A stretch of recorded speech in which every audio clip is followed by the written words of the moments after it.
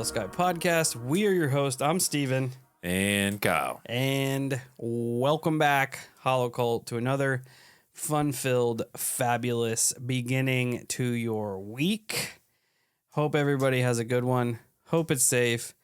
Hope it passes by quick and with no hang-ups.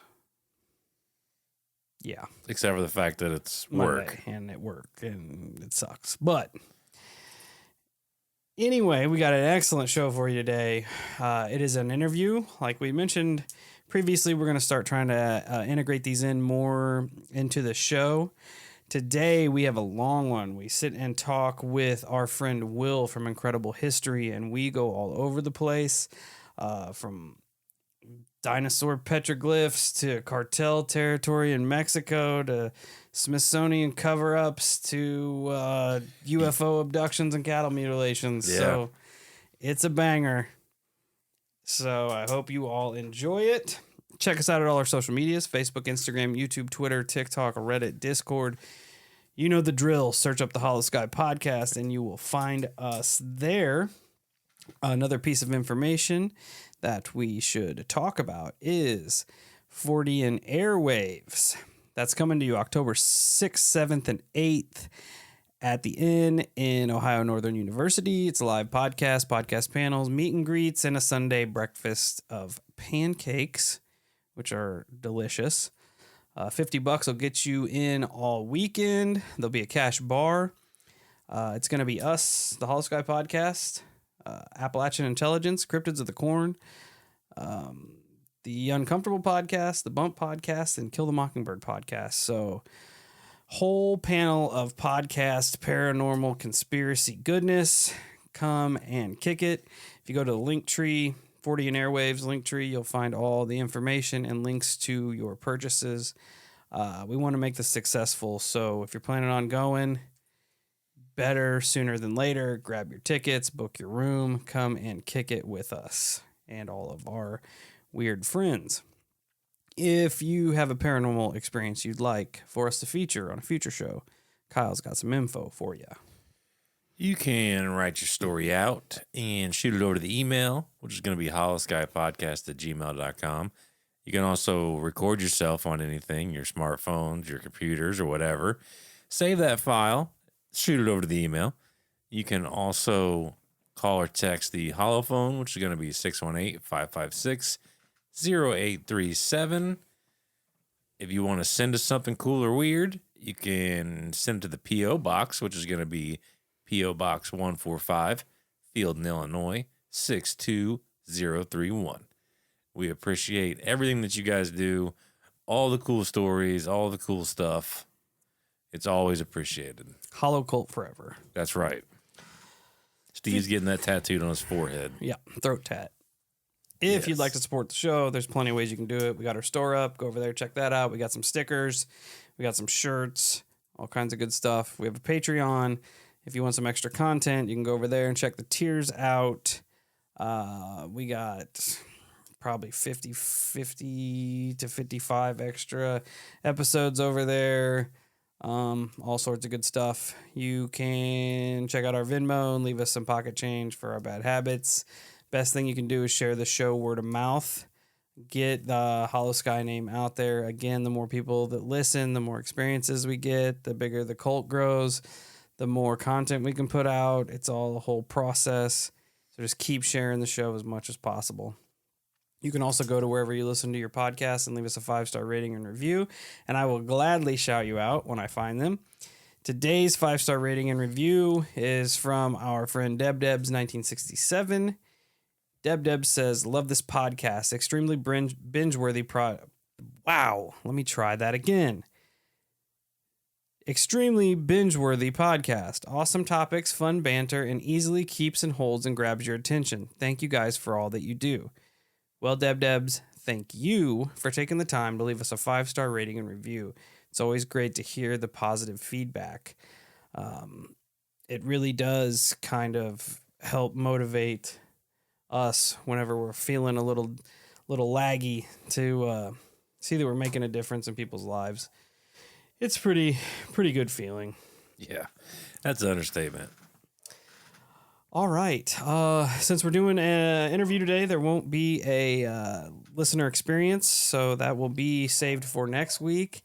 And we're going to jump right into it with our friend Will from Incredible History. Well, Hollow Cult, we have a very special episode today. We are here with our friend Will from Incredible History. Super excited. This dude is doing all kinds of awesome work. He's boots on the ground, putting his research in and trying to get some of this unknown alternative history out there to the masses. Super excited to talk to him today. Will, let us know what you're about, what you got going on. What's up, guys? Uh, Just Steve, Kyle, welcome, thanks for having welcome. me on. Yeah, I found you on TikTok about the same time you found me because I saw a clip of you all on the Strange Road podcast. Shout out to the guys at the Strange Road podcast. They're Yes. For Those sure. Shout guys are out to the fun, fellas. and so I was really happy for you all to reach out. But yeah, I've just been I'm super into this stuff. I'm actually a teacher is what I do in my profession, or at least what I've done in the past. Taught history, and I love um, the more enigmatic side of things. That's like the title of my book. I have this book that I just created, Enigmatic North America: Legends, Oddities, and Controversial History. And I'm always like, I'm the ultimate fence sitter. And some people hate fence sitters, but I just am. And I feel like you got to kind of be with some of this stuff, right? Like when you hear about, the 1908 newspaper article of the artifacts in the Grand Canyon or whatever. Well, there is an article about it, right? And it's pretty detailed and it's really interesting, but there's only one of them. That's the dead end right there, right? And so you can't just dismiss it because it was there, but fake news has happened before. And so that's just one example. That's actually that didn't even make it into my book. I've been traveling for the last 3 years. When COVID happened, I got a little stir crazy during the lockdowns. I was in Denver at the time, and I decided I'm going to get a drone and I'm going to go to all these archaeological sites around the Southwest while no one's there. So I got out of lockdown. I just went and hit the desert. Thought there would be no better place to be than there. Started flying drones, started visiting places, learning, reading books. I'd already knew about a lot of the weird stuff around the United States and Mexico. I'd been to Mexico several times, visiting archaeological sites down there. A couple of years go by, and I realized I had a lot of material. I had kind of started a YouTube channel. It's called Incredible History, and decided to write this book. I have 23 chapters where I talk about anything from weird dinosaur figurines that were found in an archaeological dig. Lots of people think they're hoaxes. There's another side of the story. I tell both sides of the story in this entire book. I really try to fence it and stay agnostic and just provide you with all the data maybe you need to decide for yourself. So I go from there. I also talk about UFOs. I've interviewed people that have had pretty significant UFO encounters. I hope we can talk about some of them today. If you look up Ronnie Johnson from Delphus, Kansas, I had the pleasure of interviewing him. It's actually, at the time, it's kind of gotten memory hold a bit. At the time, it was one of the most famous UFO cases in the history of the world at that moment. It was in 1972. Hopefully we get to talk about that a little bit. I've talked to Josh Brinkley. If you've ever heard of the story of the two elk hunters out in northern New Mexico that saw two aliens, and they say they saw two aliens and a UFO on their elk hunt. I got to talk to him. He disclosed some information to me that I hadn't heard yet, that there was cattle mutilations in the exact same spot the next day. So I don't know how I get into some of this stuff. Some of it just kind of has fell on me. But anything weird or that's unexplained, I eat that stuff up just like a lot of you all eat that stuff up. And I truly try to be agnostic. I really can be annoying in this book, I'm sure. Like, I am a kind of a fence sitter, but I was just telling you all a lot of this stuff with some of these artifacts and strange things you find out there, like the Bat Creek Stone or the Los Lunas Decalogue Stone, whatever it is. I can be skeptical of all of that, but once people start accusing other people of hoaxes, and those people that are being accused of hoaxes deny the hoax, right? and there's not solid evidence to show that a hoax was actually perpetrated, I'm of the belief that you can't just wave the magic wand with the word hoax. If you're accusing somebody of that, you have to have solid evidence of it. And if you don't have that solid evidence, then guess what? The other side deserves to have their story told in the exact same manner that your story was told. That's what I try to do in the book. I try to fence it and just say, this is what they say, this is what they say. And then occasionally my bias does slip. Like there's some things that, like Ronnie Johnson, the guy from Delphus, Kansas, that had the UFO experience, it's hard not to believe him when you listen to the interview. And so my bias slips occasionally, but somehow I got into this stuff. I don't really know how, but lately I've tried to start creating more content in shorts. I was making a lot of long form content, have like an hour-long documentary on my YouTube channel of me going down to Piedras Negras, Guatemala. It's like a 7-hour round trip boat ride to go visit that place, which Edgar Cayce, the famous American psychic, thought was the home of the Yucatan Lost Hall of Records. I mean, I don't know. It kind of gets crazy when I think back on it sometimes, but I just chase those stories and I try to tell them as best I can, but also realize it's 2023 and people don't just sit down and watch hour-long documentaries. So I've adjusted, and lately I've been making these 1-minute vids, and I think that's how you all found me. And yeah, so I'm excited to be here. Hope we can dive into all that. I hope I didn't ramble on too much. No, you're Good. fine. I love it. I love it, bro. Likewise. I stumbled onto you on TikTok, and it was the Anunnaki Amp People video that you put out. It just caught my attention. I'm like, man, I'm just gonna reach out, see if this guy wants to come on the show. The more I watched, like, I respect the fact that you put the time in, you put the research in, you put your boots on the ground. Like you see something, you go. Like it's inspiring to guys like us who want to get out there and do the same thing eventually. And I feel like you almost have to be a fence setter in this realm anymore. You know, there's so much to both sides of the story, like you said, and the burden of proof lies on almost both parties. If you're accusing someone of a hoax, or if you're accusing, you're putting it out there that this really happened. So Absolutely. And that's I think it's a good value to have, kind of like Steve was saying, but because we do the same thing with our paranormal stories, right? We present them as the way they are. And a lot of people will call bullshit. They'll be like, oh, that story's made up. It's this, that, and the other. And It's like, well, I wasn't there. I didn't experience what they got to experience. So who am I to sit here without, like you said, opposing evidence to tell you that what they went through wasn't real? I can't do that. So here's the information. Clearly, you have decided that this story is fake. However, somebody else on the other side of the coin, unbeknownst to you, might have had the same experience or something similar, to where now they may step forward and say, well, listen, actually, because like you were saying about the petroglyphs, you guys were talking there. People tend to keep those hush hush. Well, when you hear, we're storytellers by nature. When you hear old boy down the street talking about it, you're like, hey, as a matter of fact, got some petroglyphs on my property too. And that's how them stories start to circulate, you know? And, it's funny, like this, obviously I just got to get thicker skin. Like I wrote a book about controversial history, right? So there's inevitably going to be like controversy in my life now.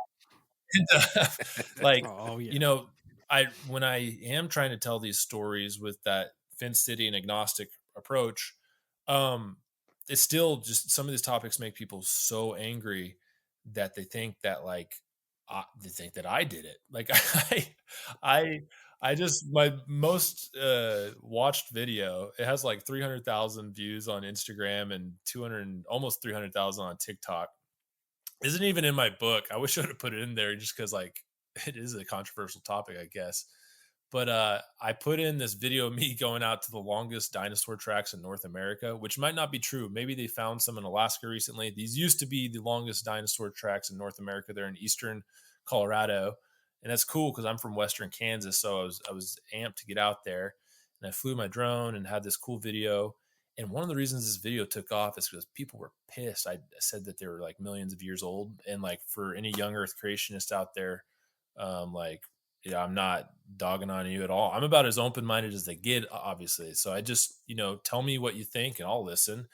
But these people, it's not everybody. Some of these people thought that I created, that I did it, that I created the dinosaur tracks, What? and and that's an exaggerated example. I've had the same thing with some of my petroglyph videos where, like, I'm saying, hey, some people think that these are ancient Chinese, and then all of a sudden I'm being accused of stealing Native American history or whatever it is. Hey, I'm just telling you this exists. This is a real controversy, whether you like it or not, and I'm just facilitating that information.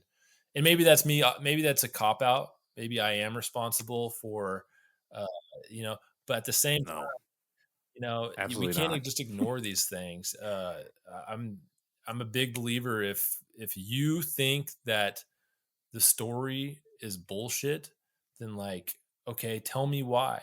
Tell us why. And I try to do that in the book. There's a couple things that I really do think are BS, and um, we can get into some of that too. But yeah, so yeah, it's been fun, and I'm just kind of getting started here. So I need to just stop. Probably, I don't know. It's fun to look at the comments, but I need to probably do it less. The last, We're terrible about it, man. Yeah, we're in the same boat, dude. We've been doing the show for about 4.5 years, and I'm constantly like reading criticisms and shit. It Oh, just yeah. drives me up a wall. Well, sometimes it makes you mad. Like in your case, eh, you're just presenting the information.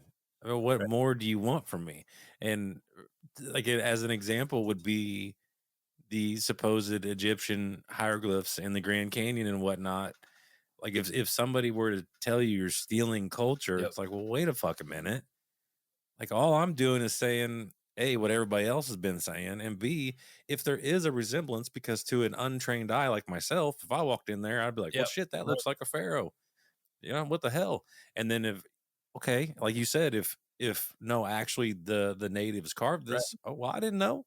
I'm just saying that that's what this fucking looks like. I'm Right, just and trying to be then that's relatable actually a here. good example in my comments here. And by the way, I'm trying not to, like, I'm not trying to complain about any of this. Like, I am actually all about somebody telling me that I'm full of crap. It's cool. That's part of this, and, like, it helps me adjust maybe where I'm at. And I love feedback. Like, I'm not afraid of it. But Absolutely. once again, though, the Egyptian hieroglyphs one, I had people in the comments that I believe the way they were speaking to me thought that I created the 1908 news article. It was me, like, and maybe not literally, but they didn't, maybe they just saw the headline and they're like, you're making up stories. I'm like, no, no, this is literally, like, in the archives. You can go find this yourself. Um, and yeah, another one with the Welsh Indians. I don't know if you ever heard of the Welsh Indians before. This one's No, interesting. I have Yeah, let's not. talk about this one. So, because All right, okay, Let's let's go. so, go. Let's and go. the details on this are a little rough. Maybe I can. There's a lot up there, so I need to sometimes pull out the book for the full thing. But at one point, Thomas Jefferson wrote a letter to, actually, Lewis and Clark, Mayweather Lewis, and said, hey, like, while you're out there, here's a map. This is in the National Archives. So you can look this up yourself. Here's a map that was provided by the Welshman who was working for, I believe, the Spanish or the French. I can't remember, whoever was in that area. And I believe his original objective, though, was to try to find the Welsh speaking Indians up north on the Missouri. And so this right here, just because that's in the National Archives, sends people all kinds down a huge rabbit hole. And there's actually, like, several pretty interesting accounts from what was considered legitimate people back there then. A guy named Reverend Morgan Jones claimed he was actually captured by Native Americans uh, at one point, and they were about to kill him until they heard him start speaking Welsh. And the chief was like, "What? I can kind of understand you," and they let him go. According to Jones, there's other accounts like this where they just uh, came into a camp and started trading, maybe peacefully, and they were listening to the dialect, and they were like, "These people are speaking Welsh." Kind of. It was kind of like a kind of thing. It's Welsh that I'm hearing. And for those that don't know, Welsh is not exactly English. It's technically its own kind of language, or I guess dialect, from Great Britain. From the island out there. So you can go to Wales. Wales would be part of the Great Britain or the UK. I get all confused with the Great Britain versus the UK. Yeah, We do too.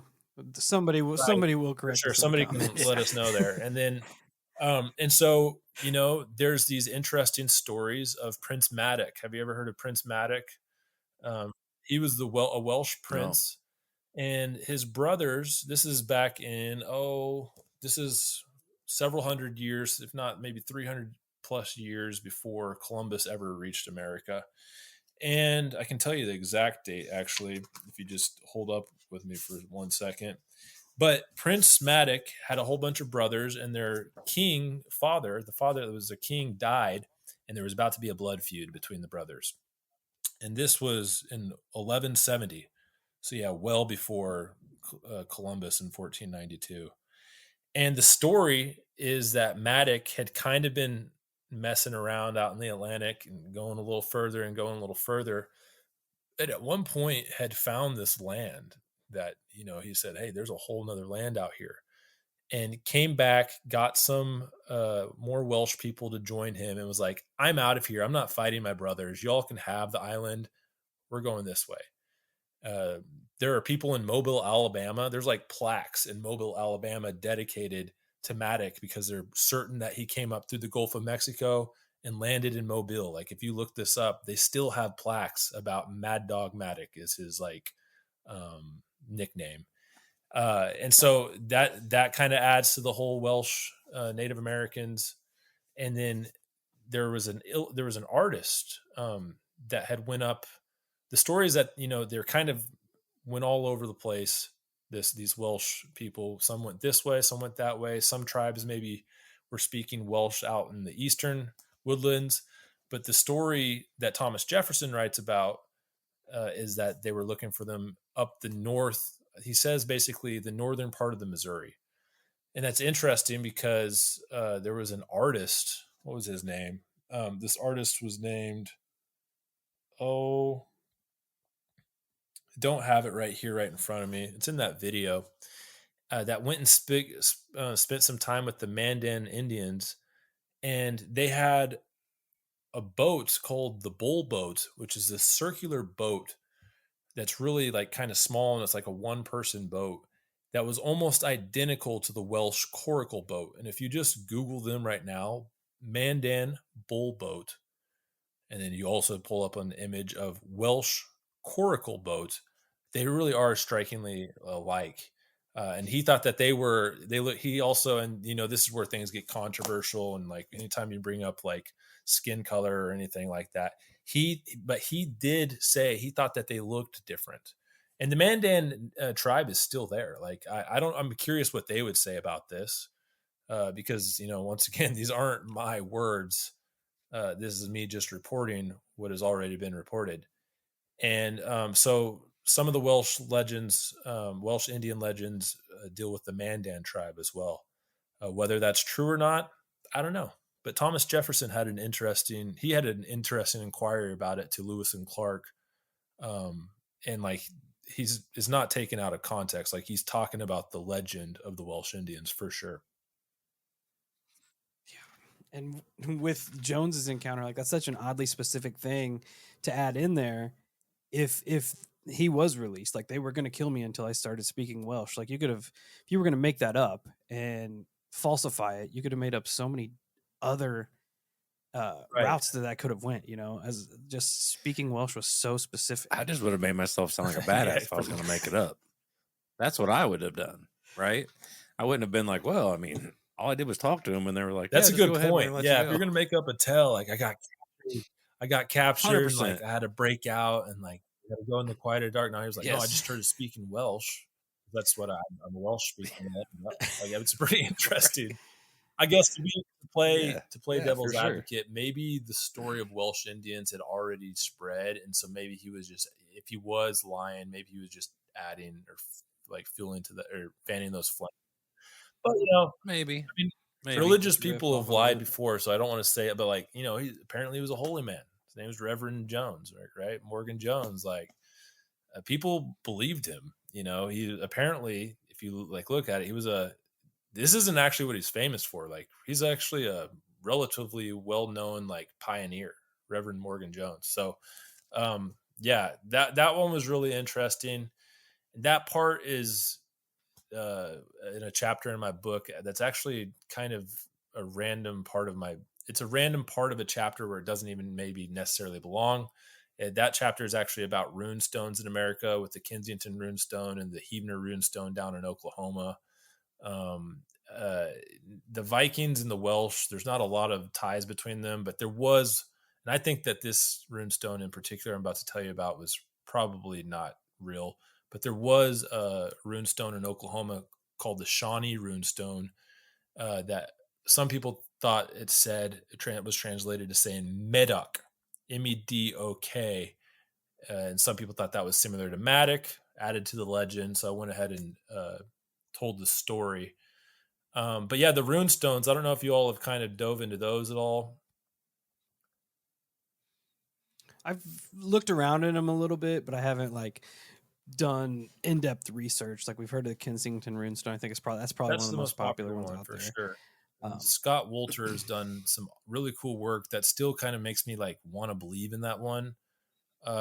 There's another guy that's a little more mainstream, I guess, like kind of like, I guess mainstream archaeologist, or really, I'm trying to think if he's an archaeologist or if he just is an expert in runic languages. His name is Dr. Jackson Crawford.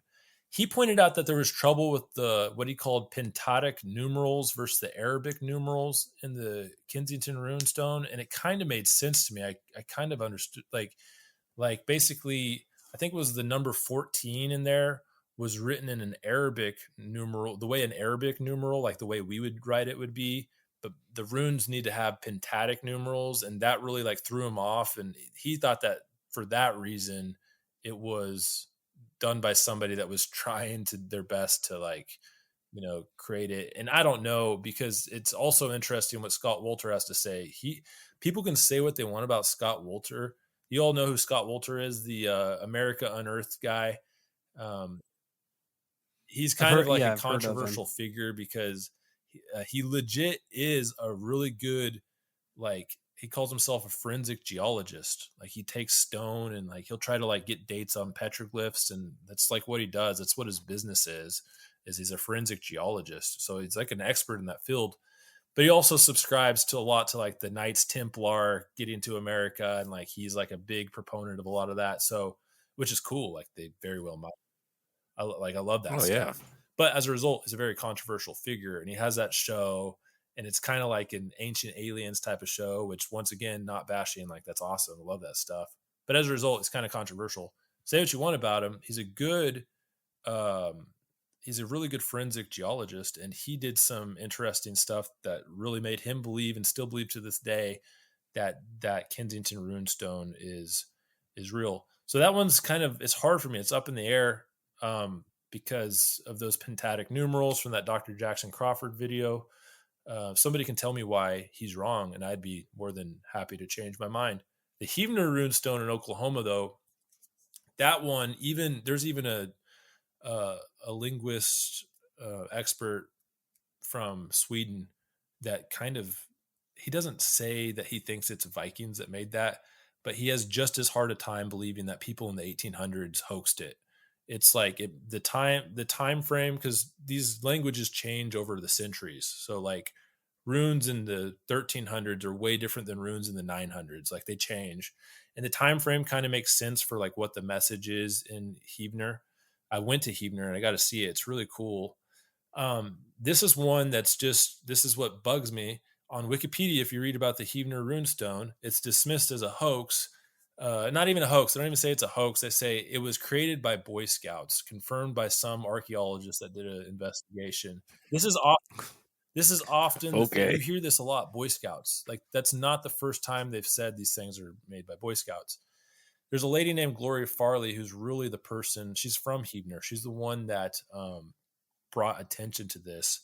And despite what Wikipedia says, if you actually read her book, and she was like kind of in the know on this. Some people think she had like intentions to make money on the park. I don't think she ever made a dime on any of this, but she did have a book on this.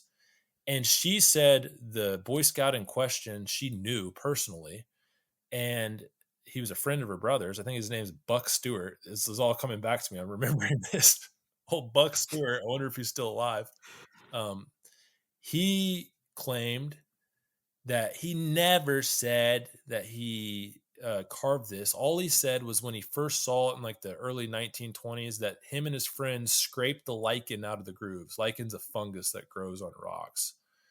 And so, maybe I should make a submission to Wikipedia. Like, I doubt they would do anything to change that. But that always bothered me that it said that, the most likely thing is that Boy Scouts carved it, because I had read in Gloria Farley's book. It's called In Plain Sight. It's an interesting book. It's very speculative. There's a lot of interesting things that I don't necessarily agree with in that book, but that was some interesting information right there. And I'm rambling about Boy Scouts and this. Oh man, we're here for it. Well, it's no different than anything, and logic would, for me, would say, okay, we'll run with your theory that it's a Boy Scout. What are the odds that a Boy Scout knows how to write? And that's what in that's runes? what I believe his name is Dr. The guy from Sweden that I was talking about. He kind of says that.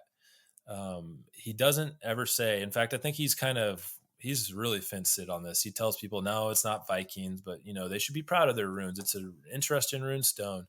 But then he'll say stuff like, but I've done some research, and a lot of times people would like to say it's Swedish immigrants. There were no Swedish immigrants in Heavener, Oklahoma in the 1800s, let alone any people at all. This is like, if you don't know where Heavener is at, Heavener's in what's called I don't know if I'm pronouncing this right, but the Ouachita Mountains on the Arkansas border. A lot of people don't know this. Oklahoma has mountains, and they're beautiful mountains. They're really beautiful. And it's in an area that's, there's not much out there, let alone anyone that would have known these runes. And so it's interesting. It's still there. You can visit today. It used to be a state park. It was an Oklahoma state park. And then it got super controversial to the point where people were like, you should not have this as a state park. So now the town of Heavener, it's a park in Heavener. I don't know who like owns it or what, but yeah. It'd be awesome to see. Oh, for sure. I've recently taken to Viking Runes and stuff, but it's amazing how possessive and opinionated people get over for our sure histories. It's insane to me. Like, it's no, and I think I find interest in it so much, not because I'm a mass history buff, but because I dive into conspiracy so much, and I just find it fascinating how possessive people will get that. No, this is the narrative. Like, this is exactly what happened. You know what I mean? And it's just, then you'll have somebody else be like, well, there may be evidence that Vikings sailed to Americas, and they'll go, no, right, absolutely not, no. And you're like, but maybe, no. And it just, like, I have to ask the question at that point, why are you so vested in maintaining this? And it's a good question to ask them too. Like, seriously, I've been trying to do that more, where I just go, hey, how come? I literally just asked them, I'm like, I actually don't know. I'm not speaking in absolutes right now. It sounds like you are. Why do you believe that? And it's usually, well, if you look at the data or something, they say, look at the data. I'm like, okay, can you show me that data? And then usually I get blocked or something. So that sounds spot on. It's just, and a big one I hear too, and listen, I have sympathy for this, because there was some of this crap out there. I'm sure some of this existed with the malicious intent, but I'll get, you're stealing Native American culture. I'm like, no, listen, everybody knows 99% of these writings on the wall of the Southwest are Native American petroglyphs. It's well documented. I'm just asking why these ones over here in Albuquerque seem to almost perfectly match Shang Dynasty Chinese oracle script. That's another topic we can get into if you want. That one's crazy. That one's crazy, and that one has really made people mad. You're still in Native American history, and my thing is, what if it was done by Native Americans that knew Shang Dynasty oracle script? We don't know. Like, another one is I don't know if you've ever heard of like Celtic Ogums, an ancient writing system. There's a video of mine. This is some of my most like in-depth work I've done. I went and took time lapses of this archaeoastronomy on these petroglyphs out in Colorado and Oklahoma, and one in West Virginia too. I didn't do a time lapse there, but I went to it. Of what some people think is Celtic Ogum. I'm skeptical of that, but it is interesting. Celtic Ogum is an old ancient writing like script that you can still find on rocks and walls in Ireland today. The Celts use this. Some people think it was created by the Druids as a way to continue to write like their history or like their religious activities or whatever they do, because they were pagans, a lot of them, and to keep it away from the Romans. That way the Romans wouldn't find out. It was like, some people say it goes back further than that, that it's a sub branch of a much older language that was created around the time of the biblical story of Babel. Like, that's what a lot of Irish folklore says about it. Anyways, there's it's basically these horizontal lines, or I guess in the case of in Ireland, it's more vertical in Ireland, more horizontal in America, with these little notches that are different levels or different little grooves that are different heights. Anyways, long story short, there are these epigraphers, people that study old world languages. One guy's name is Dr. Barry Fell. And anytime you bring him up, people get angry. He was the president of Harvard's Epigraphic Society, and he was convinced that some of these petroglyphs in America were old world, and that old world explorers were coming over. And basically, there was a gigantic copper trade from American copper or during the Bronze Age being transported to Europe. He has books about it. It's called America BC. But some of these petroglyph hunters found these interesting things that they call American Ogum, because it looks very similar to Irish Ogum or Celtic Ogum, whatever you want to call it. And where it gets hazy is like Dr. Phil started giving translations. He thought like Christian monks were coming over. He definitely had a bias. I think he had a Christian worldview bias, which is cool. Maybe he was right. Like, I don't know. But this is where it gets really controversial. But 100%, I understand why they're saying it's Celtic Ogum, and to immediately jump to the thing and say, hey, you're stealing history here. I really think that's unfair, because why can't we question when something matches, when something looks similar? I'm not even saying Native Americans didn't create it. My question is more so, how come Native Americans seem to have a similar script that they were writing in? Some people say that Native Americans didn't even have a script. I kind of think maybe they did. And how come it's very similar to this Celtic Ogum? The story on that, if you're interested in hearing a little bit more about that, if I'm ever rambling on about this stuff too much, let me know. But the most interesting part of that story was there's one in Colorado, southeast Colorado, in a place called Crack Cave. And there's this supposed Ogum. And these epigraphers found this in the cave, and they knew how to read actual Ogum. Supposedly, the story goes, guy named Phil Leonard and Bill McClone, they're in this cave, and Phil Leonard offers a translation. He says, I believe it says the sun strikes here on the day of Bel. Bel was an ancient pagan god that was associated with the spring and fall equinox. The equinox, for those who don't know, is halfway between the summer solstice and the winter solstice. So during the spring, it's the first day of spring. It's the end of summer. So March 21st, 22nd, usually around then. Fall equinox is coming up here pretty soon. Well, they made this prediction before the equinox, and they said, let's check it out in a couple months. And you can see this video on my YouTube channel. I just made a longer video about this last week where I really dive into this, and you can see them in my TikToks and Instagrams as well on the shorter videos. And sure enough, on the day of the equinox, this petroglyph that looks like Ogum in this tiny little cave where ambient light just barely pierces through is perfectly framed.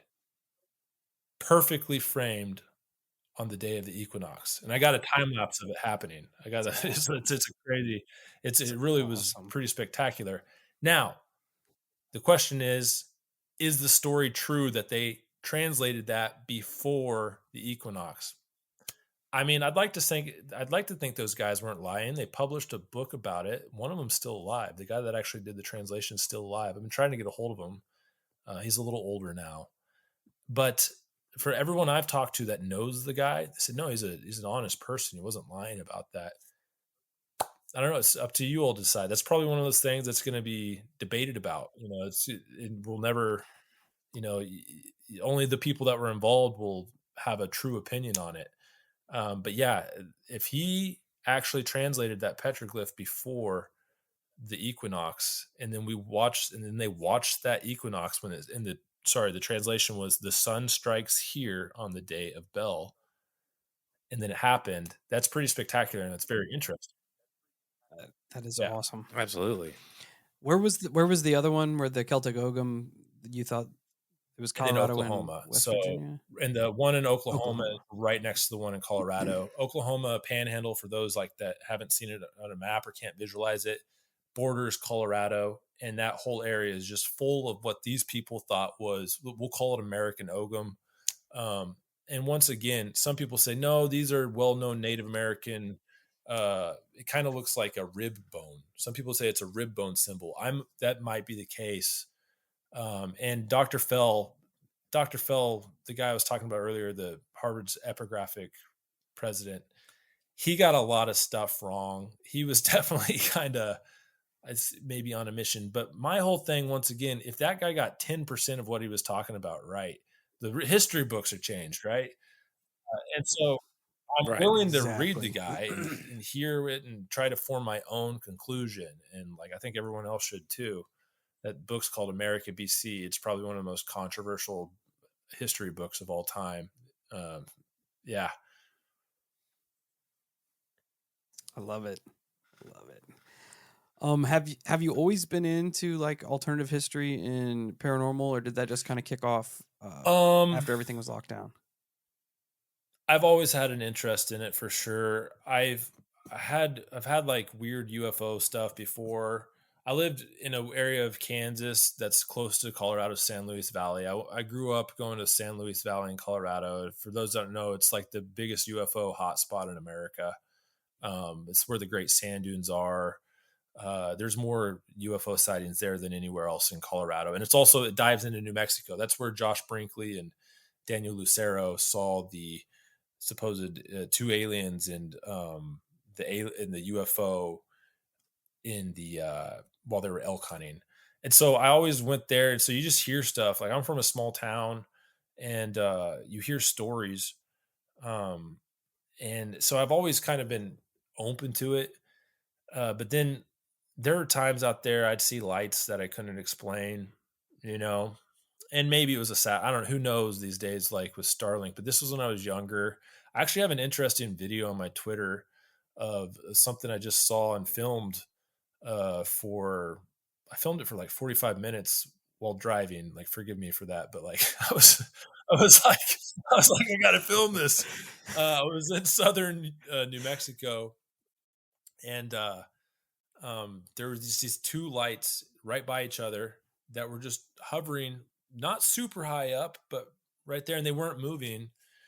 This is over by White Sands National Park, so I think it's Holloman Air Force Base. I was like a little bit west of there, heading toward Lordsburg, New Mexico, to try to find these petroglyphs. And anyways, long story short, they just stayed there for a long time. People were in the comments were saying that's the reflection of someone behind you's headlights. That wasn't the case. There was no one behind me.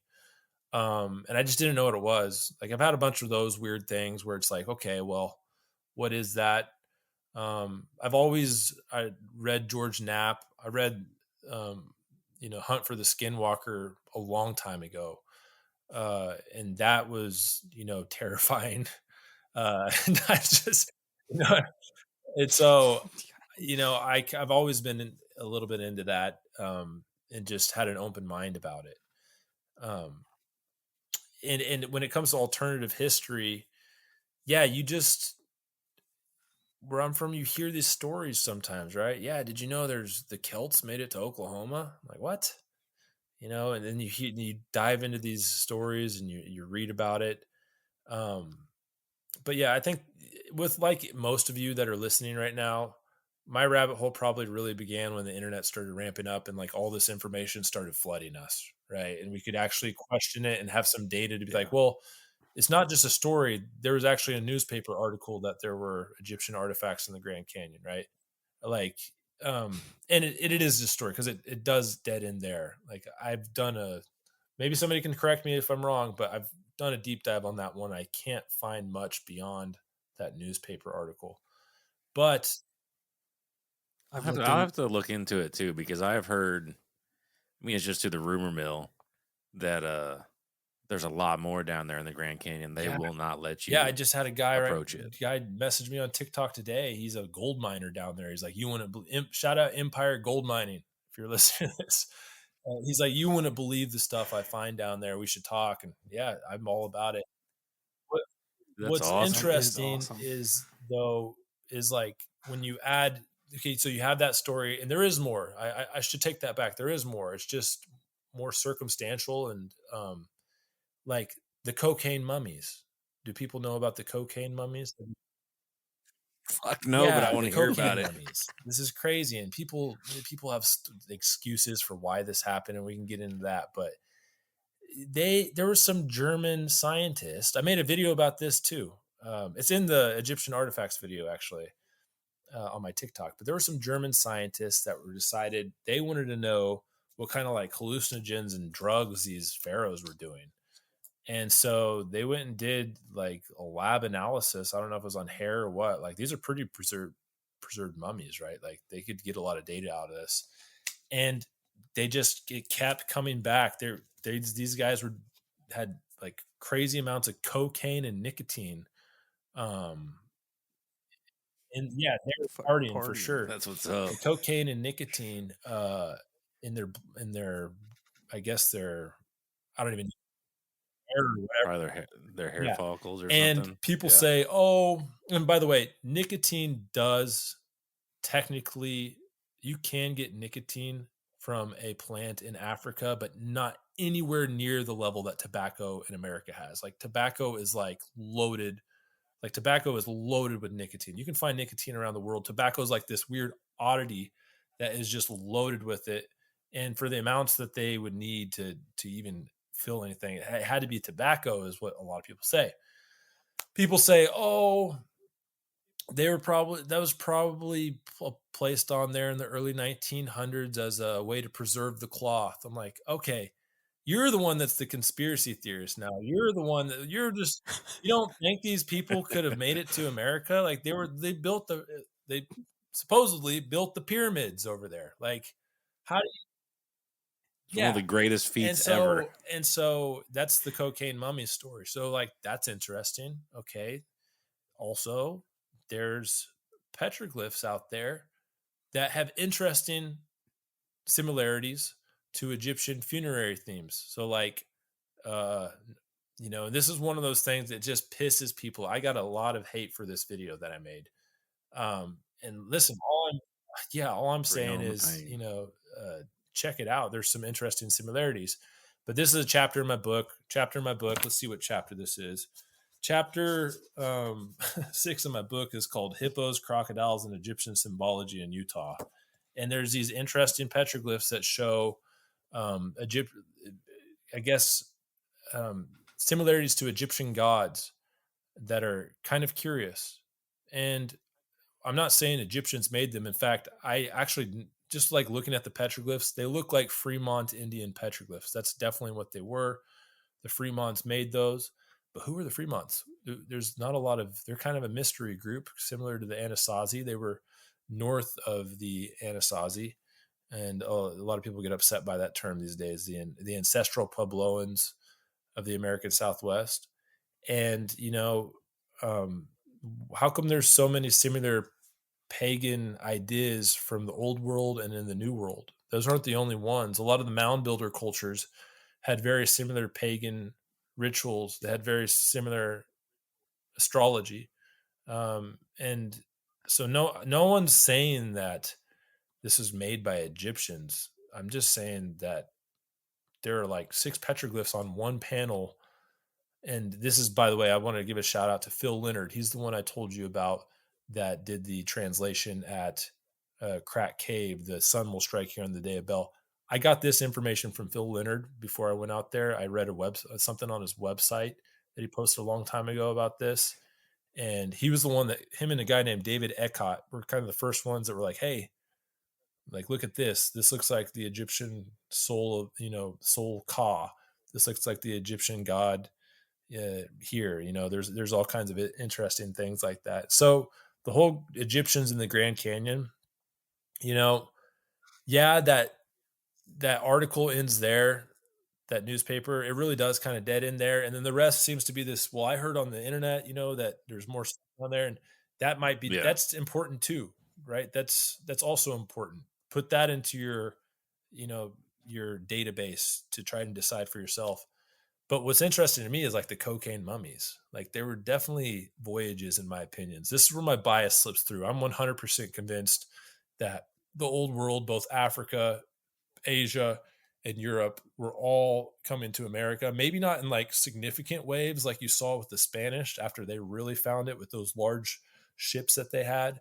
But I'm convinced that they were at least blown off course and made their way here at least a few times. Well, why not? I mean, why not? Just in what you were just telling us about the hippos and the alligators would clearly suggest that they were in communication with somebody with those animals.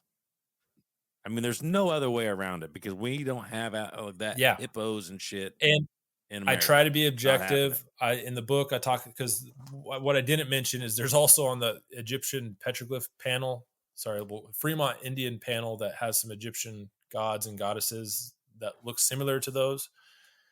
There's these 2 petroglyphs that look like a hippo and a crocodile, many people think, to the point where some people were like, oh, they dismiss this. These were probably added later, but they weren't. They're the same patina as the rest. There's no indication that they were added later. But to be objective and like tell both sides of the story, I did, I guess you could maybe say that the hippo was a javelina.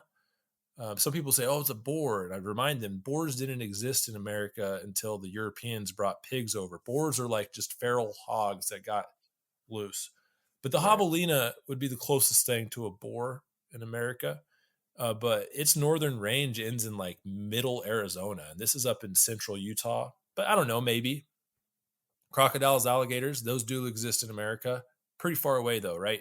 Down in like, I guess probably somewhere on West Mexico, and then Texas would be the closest place you'd get to those animals. Some people say, well, it might just be an exaggerated lizard. That might be the case too, but you all should look this up yourself. Just type in the Rochester petroglyph panel, Rochester, Rochester, in Utah. And if you look at all the pictures, you'll see up in the top left corner, there is 2 animals and some other weird mystery animals too, like snakes with legs and stuff like that, which is also an Egyptian god, by the way, a snake with a leg. And there are what many people think is an alligator and a hippo. Some people say, yeah, hippos don't have long tails like that. Okay, that's a good point, and that should be considered too. But it looks like a hippo. So, like, man, I love it.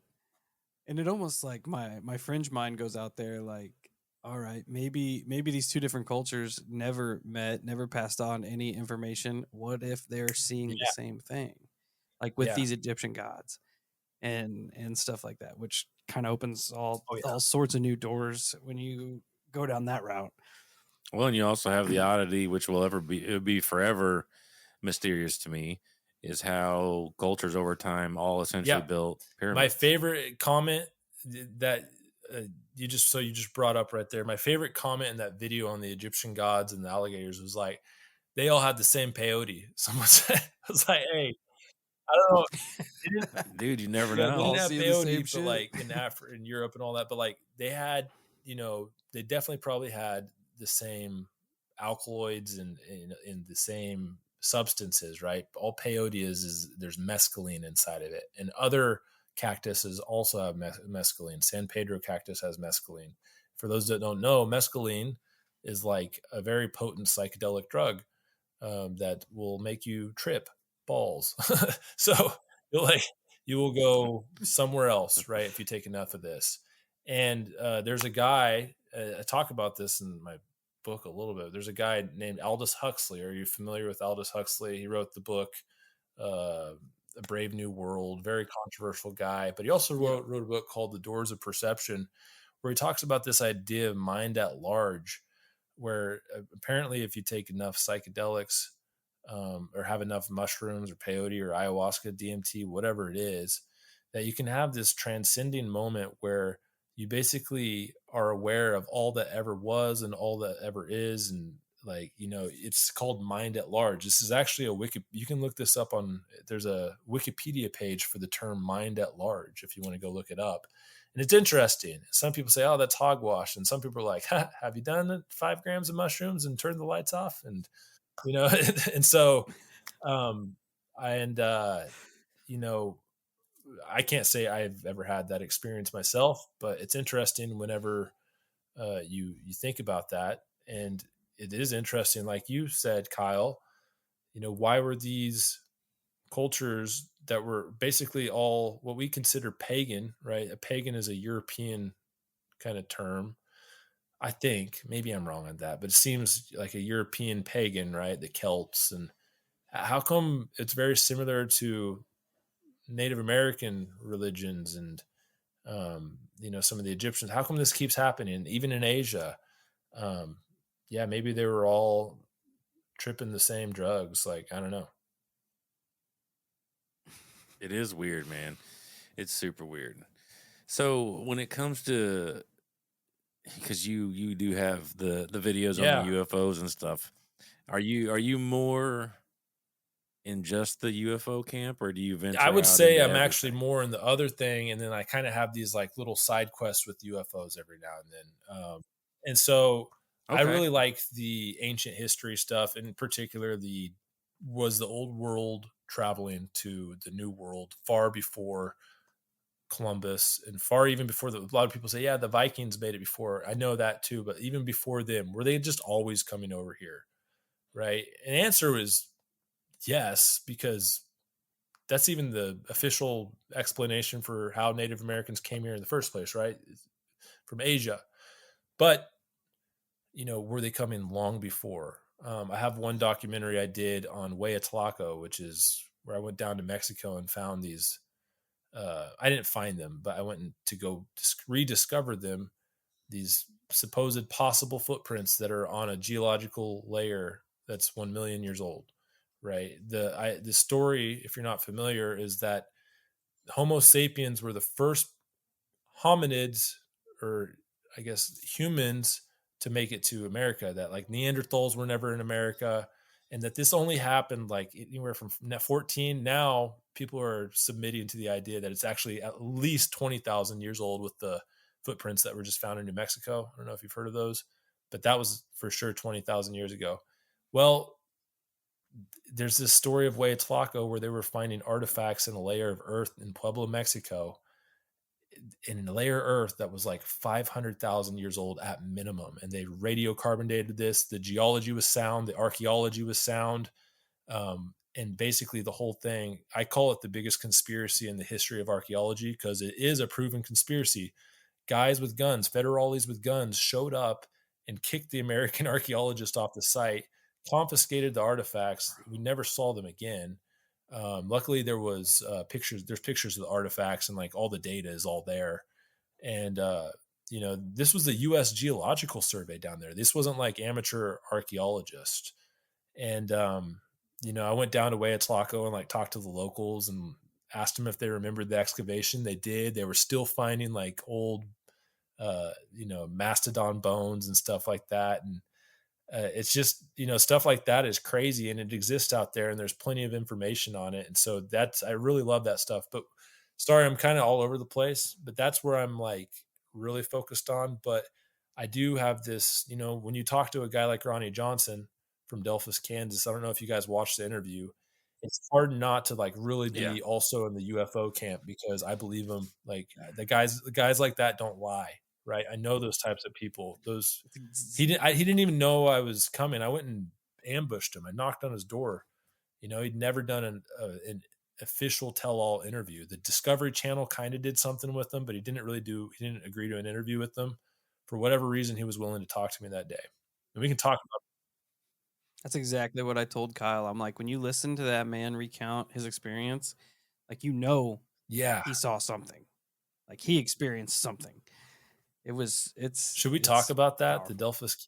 Yeah, let's that roll, one's, buddy. that one's wild. This one is like, to me, this is the most underrated UFO story of all time. It just really got memory hold, and there's good there's pictures. It has the most physical evidence that you can like find. And so let's just, I guess, tell the story. Ronnie Johnson in Delphus, Kansas. Delphus, Kansas is north of Salina.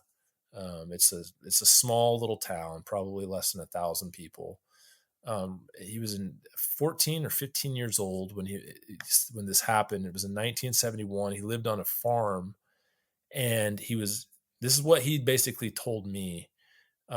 He was watching TV while his dad was doing chores, and when his dad came in, it was like, "Hey, it's time for you to go do your chores," because Ronnie had his own sheep, right?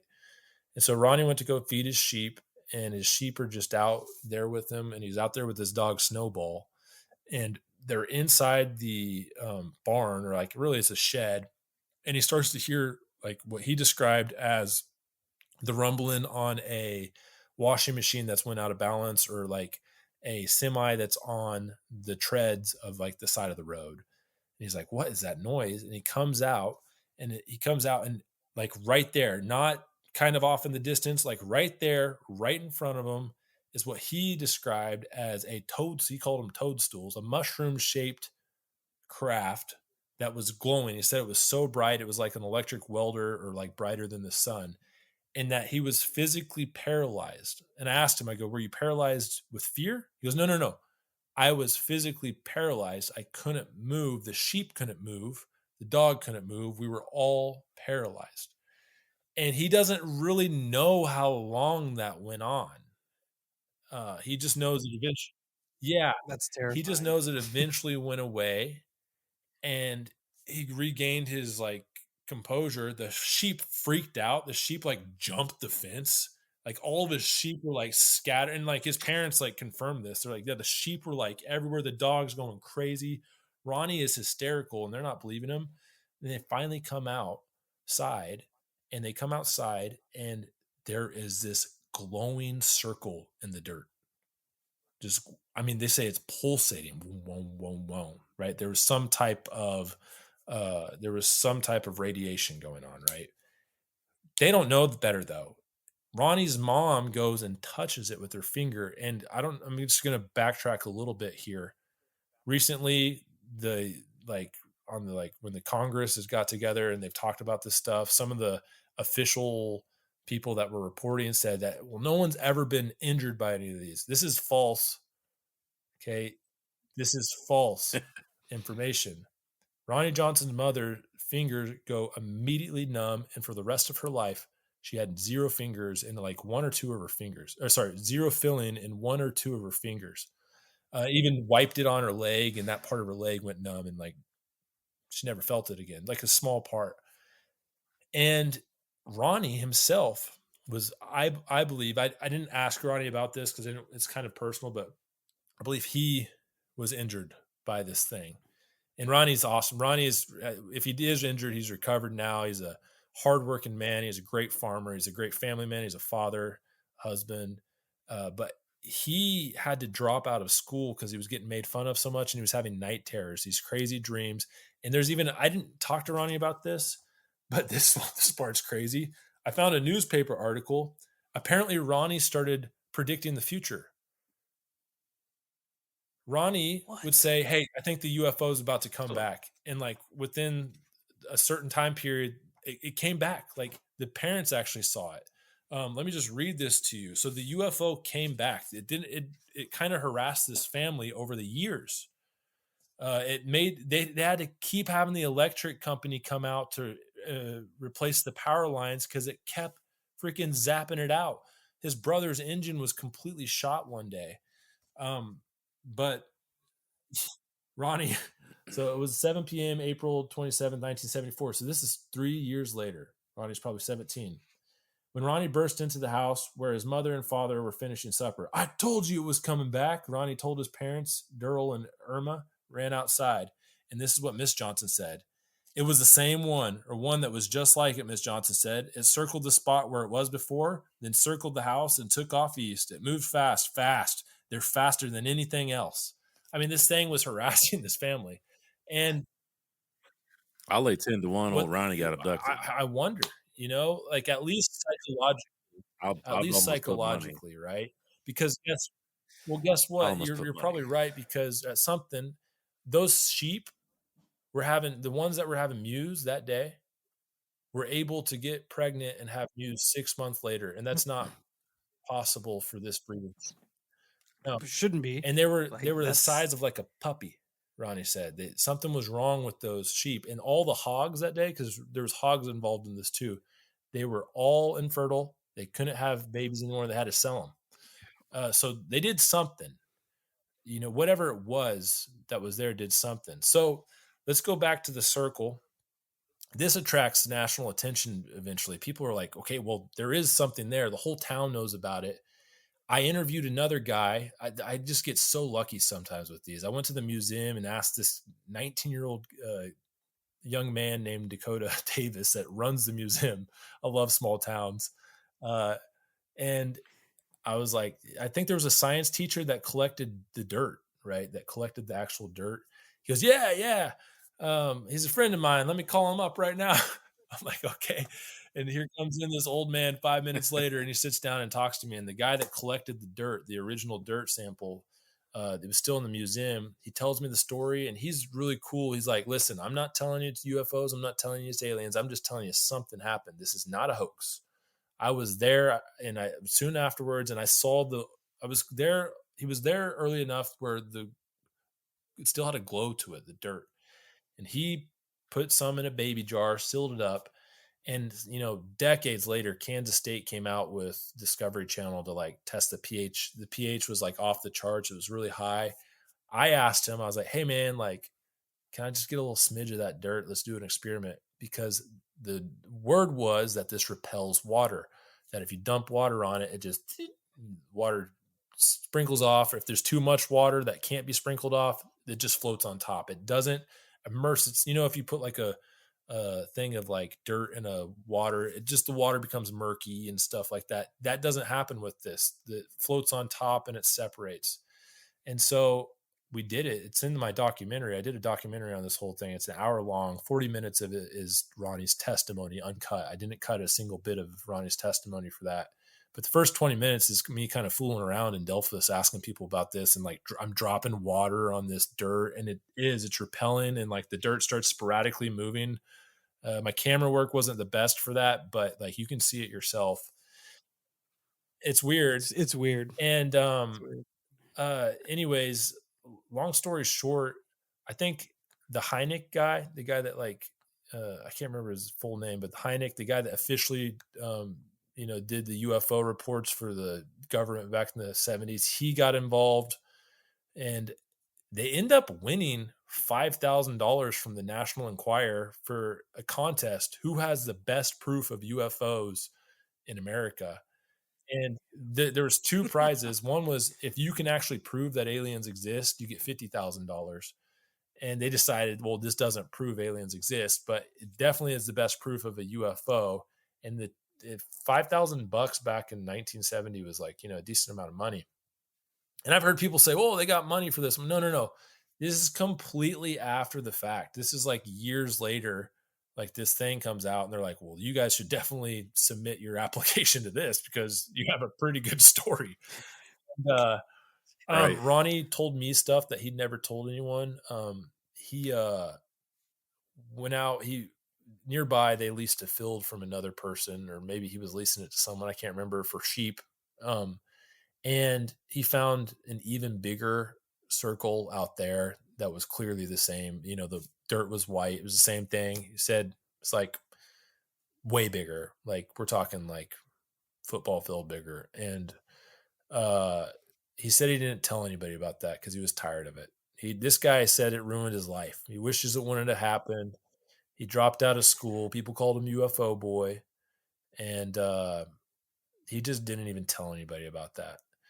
And, you know, it came back. That's what's crazy to me. I didn't know that. It came back. And then I'm reading these newspaper articles later. Apparently, Ronnie was predicting sometimes when it'd come back. I don't know. Sometimes he'd have a dream or what it was.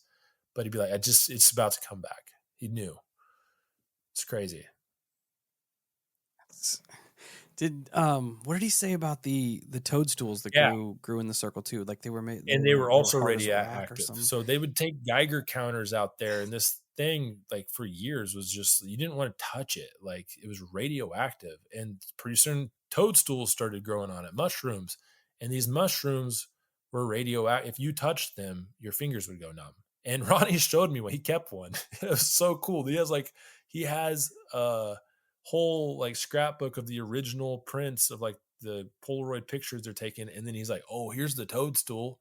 I'm like, "Dude, this is amazing, Ronnie. God bless you. Like this is, yeah." And I was so like, "I'm not gonna. awesome. I don't want to touch it. It's probably still like."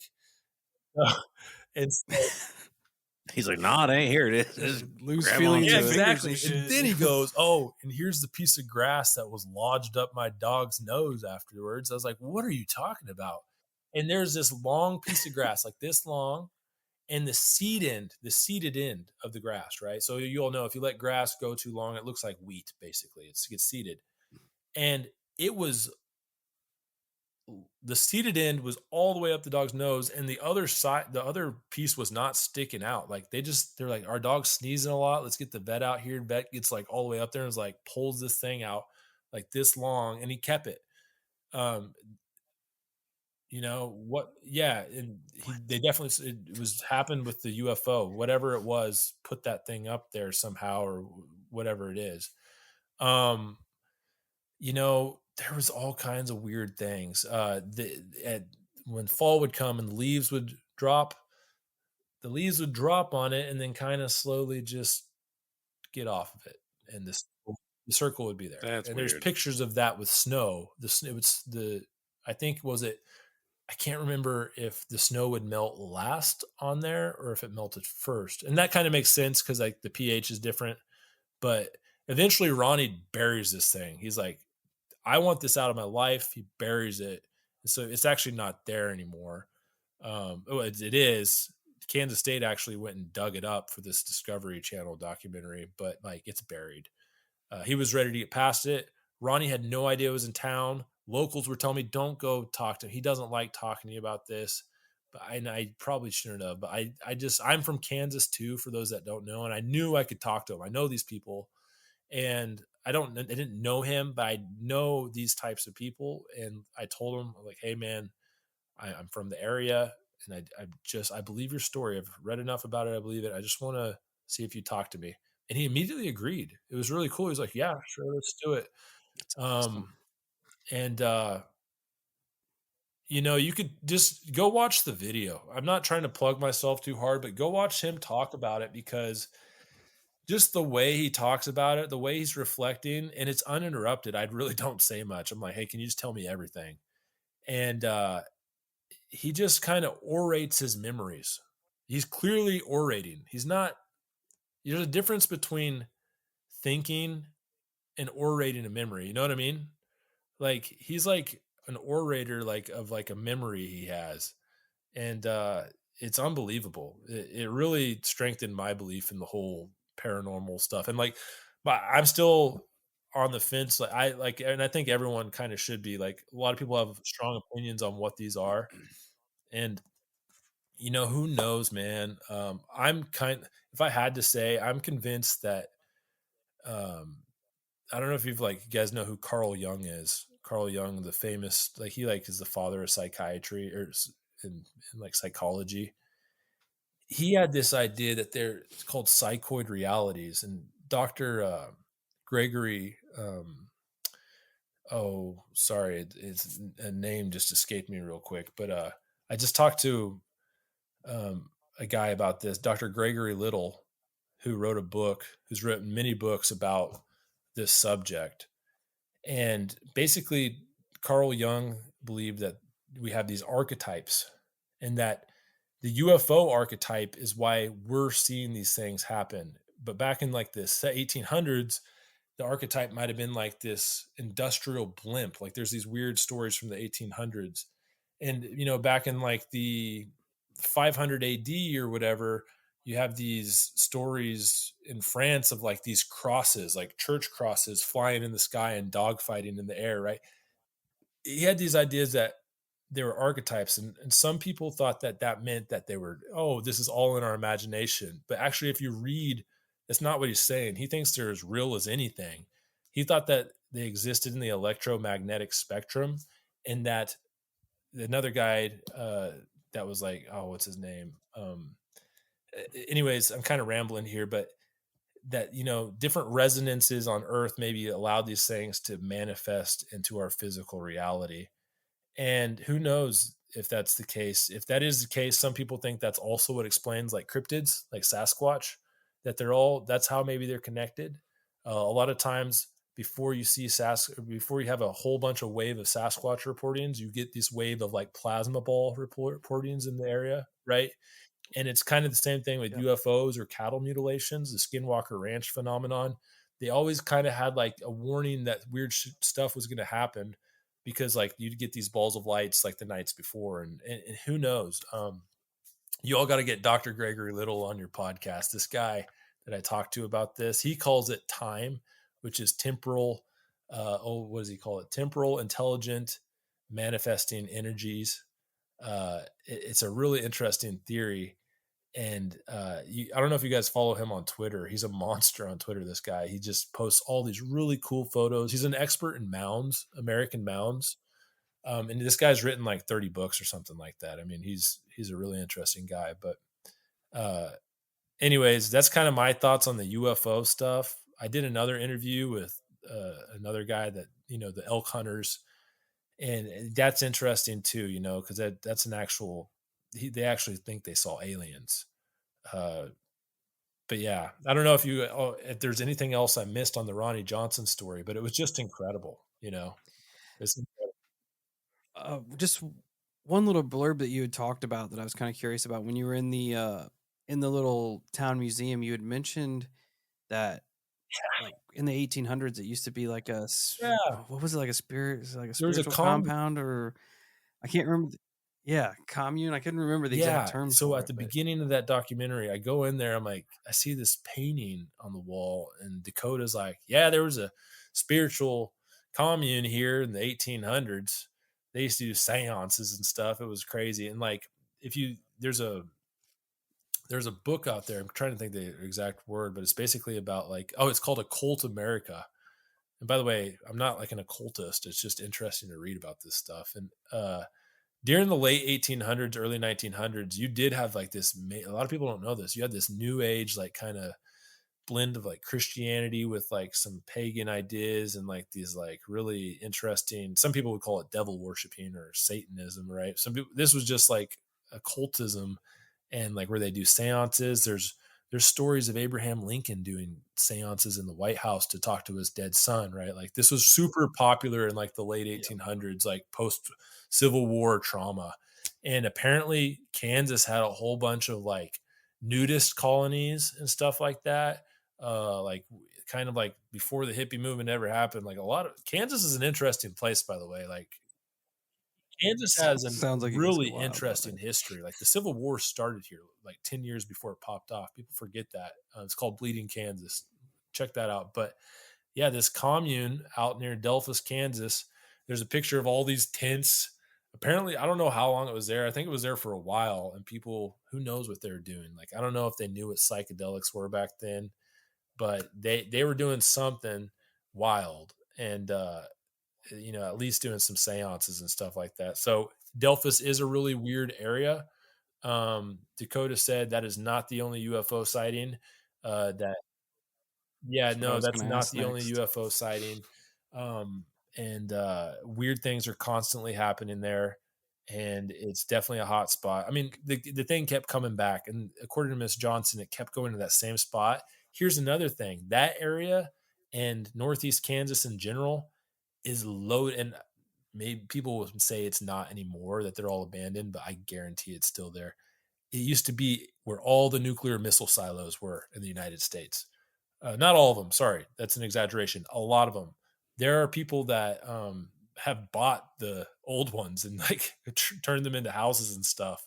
But those still exist there. Fort Riley in Manhattan is one of the biggest military bases. That's actually, people don't really know this, but maybe you do. I should quit saying that. People out there probably know more about this than I do.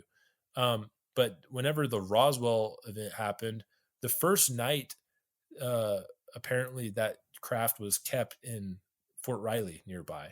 So Fort Riley's got a whole bunch of weird secrecy before it kept going on to the East Coast or wherever it ended up. Stayed in Fort Riley for at least a couple days. But the nuclear, a lot of times these things happen around nuclear facilities. Up in Montana at the Air Force base up there, the name is escaping me right now, but there were UFOs that were hovering over there, and the story is that they actually switched off the nuke codes. I don't know if you've all have heard. Yeah, Heard that. so you Yep. Yep. wonder. Kansas, Northeast Kansas was apparently at one point, especially back then for sure, full of nuclear weapons and nuclear silos. Like if things were going to ever pop off, there were secret nuclear silos in Kansas where like they were armed and ready to go. So who knows? That part just stood out to me a little bit because we've come across other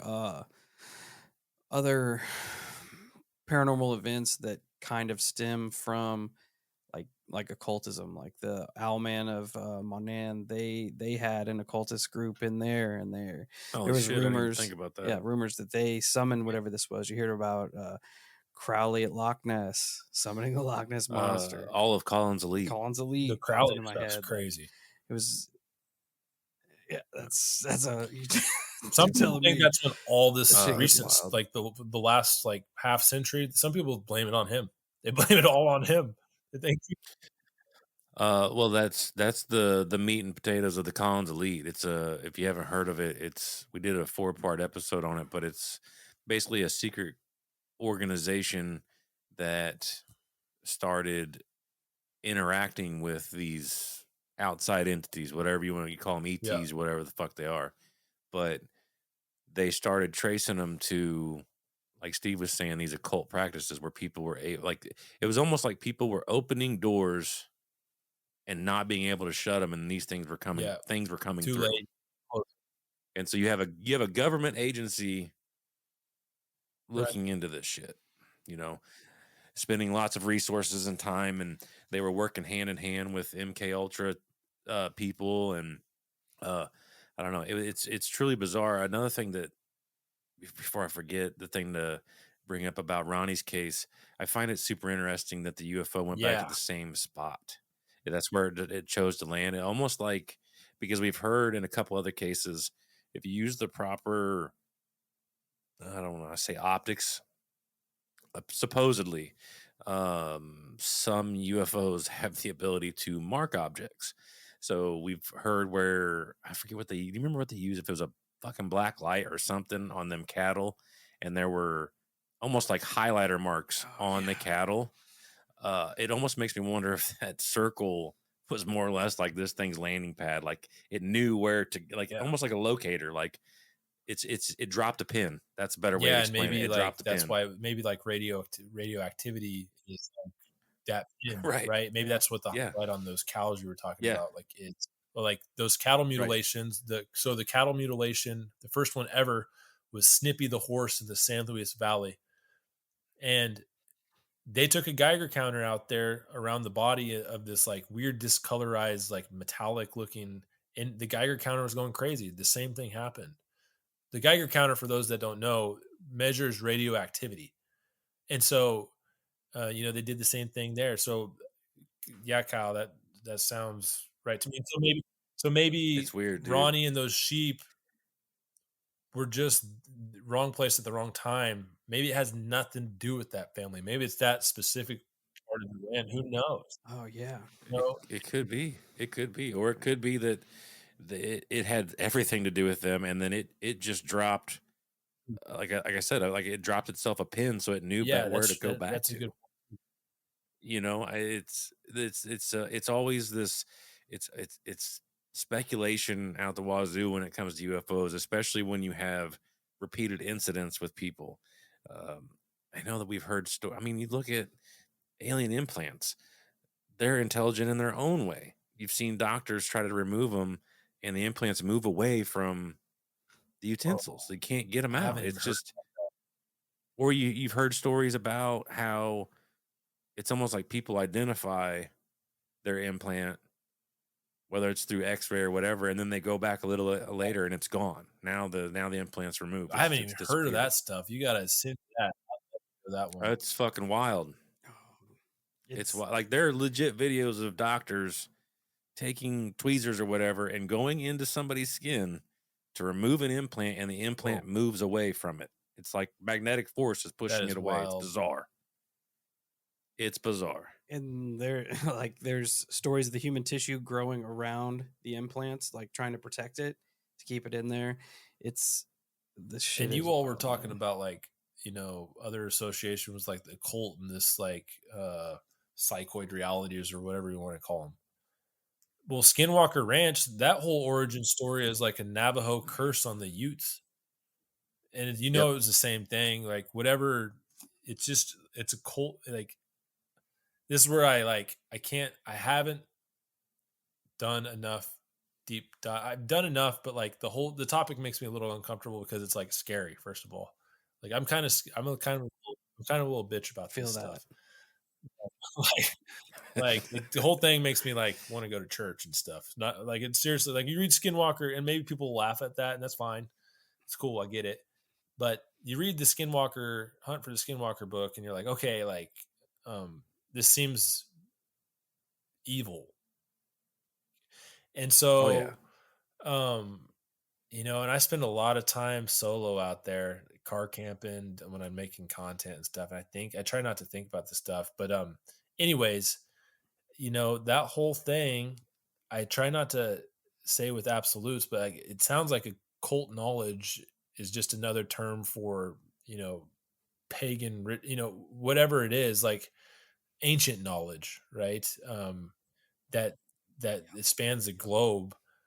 The Nazis were doing this stuff. This is well documented. Like, and I don't mean because you can go down a rabbit hole. It's similar to the Egyptian artifacts where you're like, well, did you hear that the Nazis, 100% like found Agartha or whatever? It's like, well, actually, I think that's gotten into. I've never seen anything, that gets too far more than I know for sure. There was that occult like female group that was connected to the. Do you remember what their name was? It's like, but then basically, long story short, the Nazis were into this stuff. They were doing stuff, and they were trying to figure out how to make UFOs too. Dude, the Nazis were into finding ancient relics. They were literally going all over the world. They wanted to find the spear of destiny. They wanted to find Noah's Ark. They wanted to find everything. Right. Ark of the Covenant. They wanted it all. And that our government knew that. And so they're like, well, what should we be looking for? That the Soviets, same thing. Yep. It's the same thing with MK Ultra and that style. We heard that the Russians were perfecting mind control, telekinesis. So then we started taking it more serious, and then it just starts to manipulate and just it's like a snowball. It just started getting bigger and bigger and bigger. Now apparently we have UFOs flying around, and it's like it's wild. And I try to remind myself like there's nothing I can do about any of this. So like I should just like pretend I'm Mm-mm. floating down a river and I just lift my feet up and like keep going and like, yeah, Go with the because flow.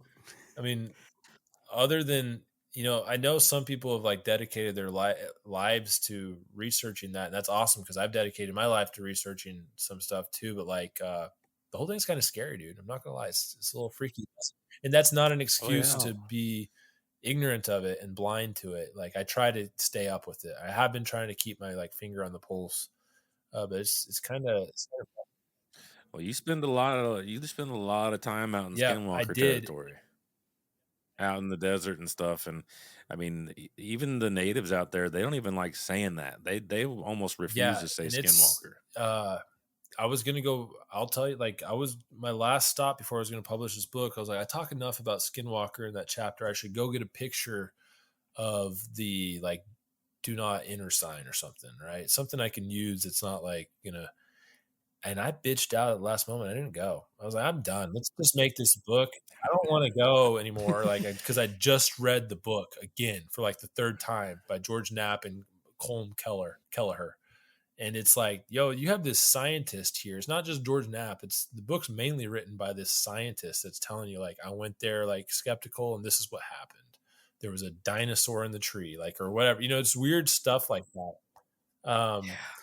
Uh, and then like, here's the thing: it's The- people get like a lot of people that have these encounters end up getting like cancer later in life and stuff like that too. It's like, and you don't know. especially with the Skinwalker, there are very bad. There's a lot of bad Yeah, juju that comes along with Doctor that. Dr. Little, Gregory Little, the guy I was talking about, he calls it the trickster. And he says that basically these entities, sometimes they can be good or sometimes they can be bad, but usually you get like the trickster first and it's almost a test. But like that the trickster is, you can end up getting sick or dying because of it. And it's not necessarily the trickster itself that kills you. It's your reaction. It's your actions that happen afterwards. Like, maybe the trickster leads you down a path you shouldn't. The trickster has somehow put something in your path that you thought was awesome, but it's just self-sabotage. And like, it's interesting. Like, makes you think about, if all that's true, it makes you think about like drug addiction, all that stuff. Like when people say like, he's possessed by the devil, like maybe they're not lying. Maybe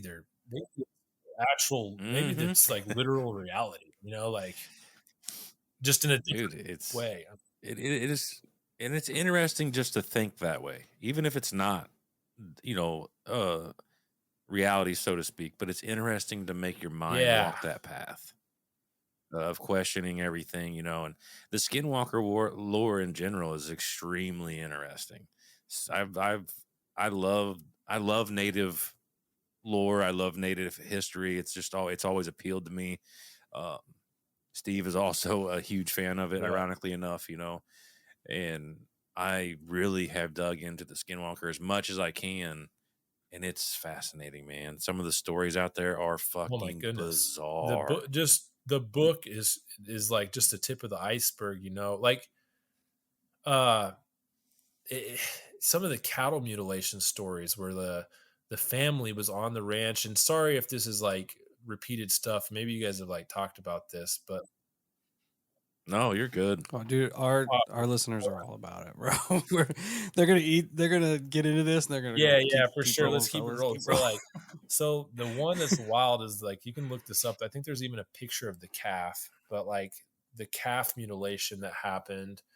So this family, they call them the Gormans. Apparently that's a pseudonym, but like everybody actually knows their real name now, but we still call them the Gormans. But the Gorman family was out there tagging calves, and they tagged this calf, and they go out there, and they are like 300 yards away, just over a hill, and their dog is just barking his like barking like crazy. This is like only 20 minutes after they just tagged this calf, and he's going crazy, and they go, and all they see is the dog running off into the distance. And they claim in the book is they never saw the dog again. That was the last time they saw it. The dog just kept running, and they get closer, and this calf is spread eagle, arms laid out, legs laid out. One of the legs was actually missing. It was like 13 feet away. It wasn't missing, but it was detached, and the entire chest cavity open,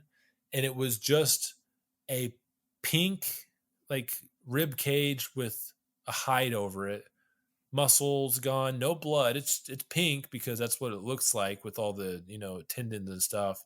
No blood, and they said it was as if it was done in a way to psychologically traumatize whoever was going to see it. And they had just tagged this thing. This was not an animal. And there's a picture of this. And the reason they say, well, the Gormans could have made that up. No, that there was a task team. So NIDS was like the thing that the Bigelow guy had started, the company, and they ended up buying Skinwalker Ranch. And there's a whole conspiracy about, that too. But anyways, long story short, Bigelow had a private jet where he had a task team with Colm Kelleher, the guy that wrote the book. He was a PhD biologist, I want to say. It's actually a biochemist. He was a biochemist, and then like animal pathologist. So basically, a vet that like specializes in how did this animal die. And they would go across the nation and go to these things like quick before any decomposition would happen. And they got to this thing within 6 hours, and they were so flabbergasted. I think if you search hard enough, you can find the picture of the calf on the internet. And they, as an experiment, they're like, let's pour some blood into the soil and just see if like it soaks in within 6 hours. Maybe this blood has been soaked into the soil. They did that. Blood doesn't soak into the soil, just resting there on top. Their entire grass is colored red. But around this calf, nothing. Whatever did this was mechanical. That's so crazy that you bring that up, because like oftentimes when I'm driving to work, I'll listen to YouTube videos, and I just listened to that. I don't remember what video it was, but I just listened to that case on that specific mutilation. That's one of the gnarliest ones. There was another one. I can't remember where it was, but it was an older account. But when they went to investigate, there were multiple cattle, I think in the double digits, but they all had injuries to where it was akin to them being dropped from a significant height. And they're just in a pasture, and there's no cliffs, there's no hills, there's no nothing, just all these cattle, probably a dozen of them, laying dead with injuries that shows that they were dropped from somewhere. It's just the shit is. And Snippy the horse, that in itself is so, like, you look at pictures of that mutilation and it looks like something out of a horror first movie. One. And like, it's like they came up. Yeah. If that's the first one, I'm sure there was one before, but that's the first documented one. And it came out like a bang with a bang, right? Like that Snippy the horse one is crazy. The entire like neck up to the skull is just Have you seen it? removed. I don't think so. Like right at the start of its neck, where it's like its torso starts going to its neck. It's like something just took its skin and lifted it off, and it's just skeleton. And the whole thing sends a Geiger counter through a roof. There's a whole weird story about that. So there was like this like famous like scientist that like got caught trespassing in the it's weird. They got caught trespassing in the sand dunes, which if you've never seen the sand dunes, those are also super weird. I've camped out there. There's just these huge desert with the North America's tallest dunes right next to these alpine mountains. The San Luis Valley is so weird, guys and gals. Like, you got to go there. I spend a lot of time there. I say I'm like afraid of Skinwalker Ranch, but the San Luis Valley is just as weird. I'm always there. But anyways, this guy gets caught trespassing at the sand dunes after dark. And like, they're like, what are you doing here? They arrest him. And he's like, please don't tell anybody this. Like, I am a professional, like well-known public figure. I can't remember what his name was. Like, I'll do anything. I'm here looking for UFOs. I have a UFO curiosity. I've heard this valley is like just loaded with them, so I'm looking for them. They're like, okay, and you're like he was a pathologist. Like, he was like, or he did something with biochemistry or something. Like, can you come take a look at this horse for us? It just had happened. And he goes and does like a full on pathology on the thing and is like, this is where the report comes from. That, there was a metallic smell. There were surgical precisions. Things were missing. A lot of times the fetuses of a pregnant horse or a cow will be completely missing. The pericardial sac surrounds the heart. Some of the cattle mutilations, like the pericardial sac, will be completely intact, but the heart's just ripped to shreds inside of the pericardial, inside of that sac. That's so crazy. Like just weird stuff like that doesn't make sense. And like you'll hear that the thyroid's missing and shit, like just weird random things. It's so bizarre. So the cattle mutilation thing, and here's the thing: people say, "Oh, it's Satanist." I don't think they've ever caught a single state. There's been 10,000 documented cases by like the FBI since the 60s. So it's way more than that because farmers don't report this. The one I was really familiar with Josh Brinkley and Daniel Lucero, the farmer the rancher that had sent that to Josh said like, "Hey, I think this happened the same night, if not just a couple nights different from your experience in the same field where you said you saw the ship."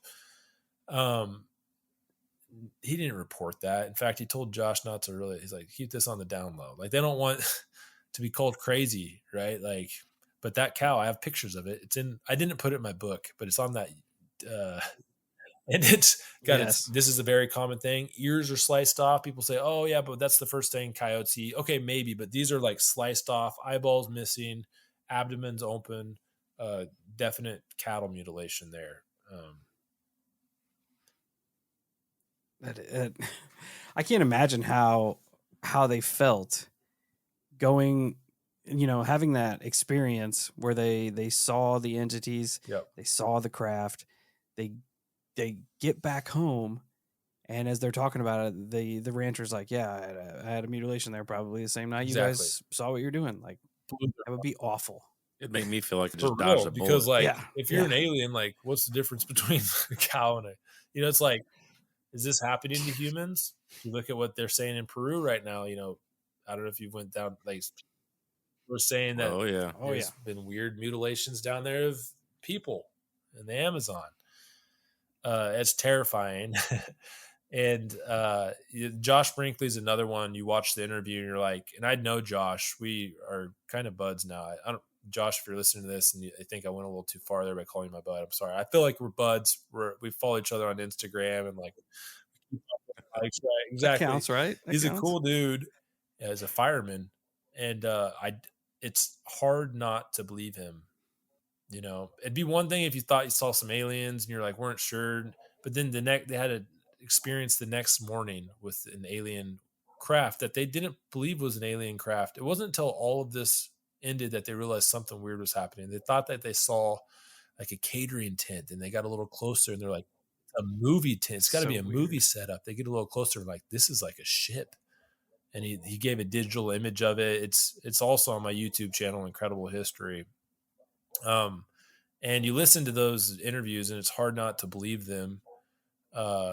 Talking to him beforehand, he didn't seem like he was preparing anything. He just like, "Yeah, let's just talk, man. I'm just going to tell you what happened," and pulled up Google Earth and I wanted him to show me exactly where he was at. It was a weird one.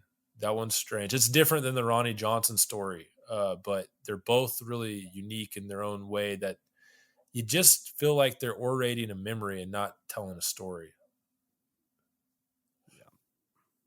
Yeah. It was the way he described the aliens and them looking exactly like stood out. It's didn't bizarre. Really have faces. They thought that they were hooded. He thought they were hooded hunters at first and that they were just swaying. They had no they were just kind of swaying. The wind was so like creepy. Kind of just blowing them like an inflatable tube man, like the wacky inflatable tube man. And it's like, no, that scares the shit out of me. And they weren't very far away. I'm like, so how far were they? He's like, it shows on Google Earth, and I'm like, okay, so that's like, it seems like it's like 50 feet. He's like, yeah. I mean, that was a different elevation, but I went up and around and they were gone. And there was nowhere to disappear. This mountain isn't like full of trees at the top. This is an old caldera. That's another interesting thing. This is on an old extinct volcano. And this is not uncommon. It goes back to the whole like psychoid realities and the electromagnetic spectrum theory too. I was talking to Dr. Little, and he says volcanoes and even extinct volcanoes, they produce something called piezoelectricity. You can Google this. I can't remember how to spell piezo, but piezoelectricity. And it's one of those weird things where basically that's plasma. It's like if there's three states of matter: ice, gases, and like not matter. Sorry, like I guess it'd be matter. What is it? It's like solids, gases, liquids. Yeah, and I'm like a layman on all this stuff. Well, the argument is like the fourth is like plasma, because that exists, right? I've heard like that.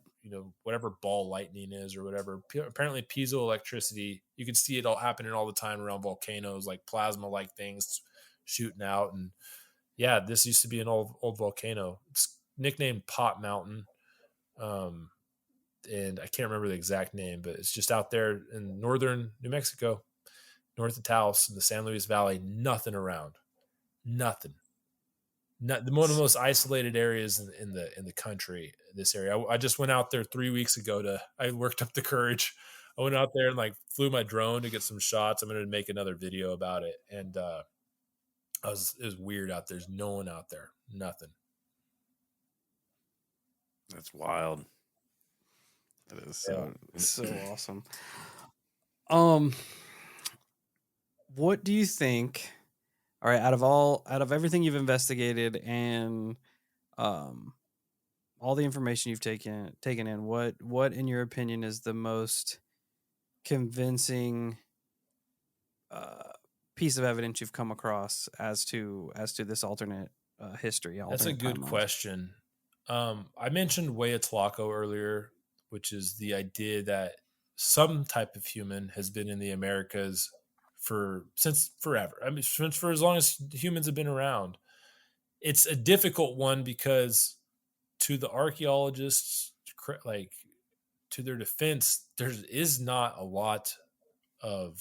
I mean, there are little oddities here and there, but it's not like you find this everywhere like you would in Africa or Europe, right? If they were over here, it does appear it was maybe small numbers.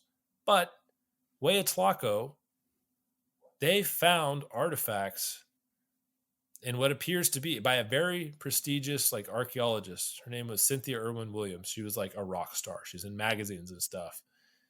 And they found it in a layer that was carbon dated, and then later like thermoluminescent date, or all those datings, all those ways that they do those,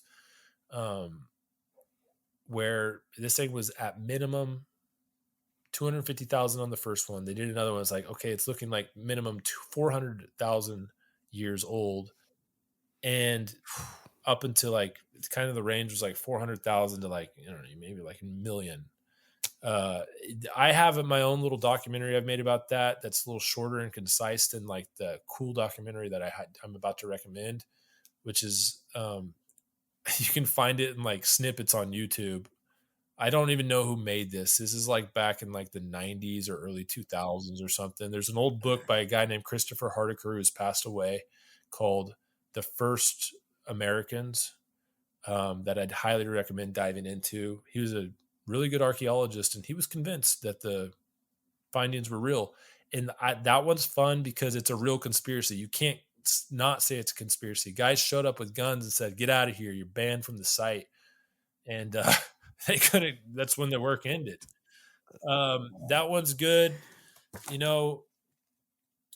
Whenever I did so this one, how about we talk about one that I don't want to say I debunked it, but like I kind of helped get to the bottom of something that was kind of going viral for good reasons, because it was awesome. And I love this guy. Do you guys know who Michael Collins of Wandering Wolf Productions is?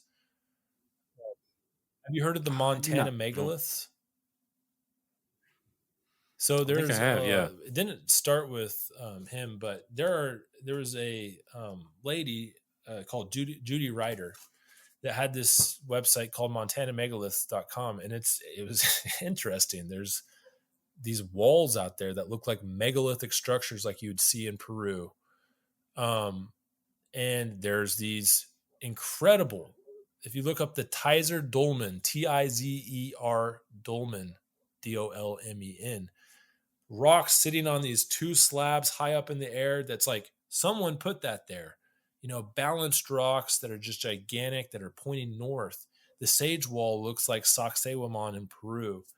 And Judy Ryder, she went and had this website, and it's really cool. It's interesting. I'm all about open-minded. Like, who cares if some of it's nonsense? What if like 5% of it's not nonsense and it changes history? Like I'm not dogging on her at all. Exactly. But I was like, okay, this is interesting. I'm a little skeptical. And I saw a video by Wandering Wolf, Michael Collins of Wandering Wolf Productions. This guy's awesome. It's like one of my favorite YouTube channels. Check him out. This guy goes and travels to like megalithic sites all around the world. He's about to go to Easter Island. He's just an open-minded guy. He'd be a cool guy for you guys to have on the pod. He's dope. I had a little I interviewed him for like an hour, but he makes this video about the Tizer Dolmen and the Sage Wall, and people start asking questions for good reason. Like, they look like they're man-made. And to the point where Joe Rogan retweets it. Like, Jimmy from Bright Insight gets involved. Joe Rogan like retweets and is like, "What's going on in Montana?" Thing goes like kind of viral. And I literally put on my cowboy hat. Like, the video I have a cow. I'm like from Kansas, so I have a cowboy hat, and I went up to Montana and played cowboy for like a week. And I went up there, filmed it, and then I talked to a Montana geologist. I said, "Hey, can I interview you? Tell me how this happened." And he gives in my opinion, he gives a rock solid explanation for how these things came to be. People online are still questioning, because are you all familiar with like megalithic nubs, like the stone nub language in Peru? Yeah. Yeah. Wandering Wolf, which he knew these were out there.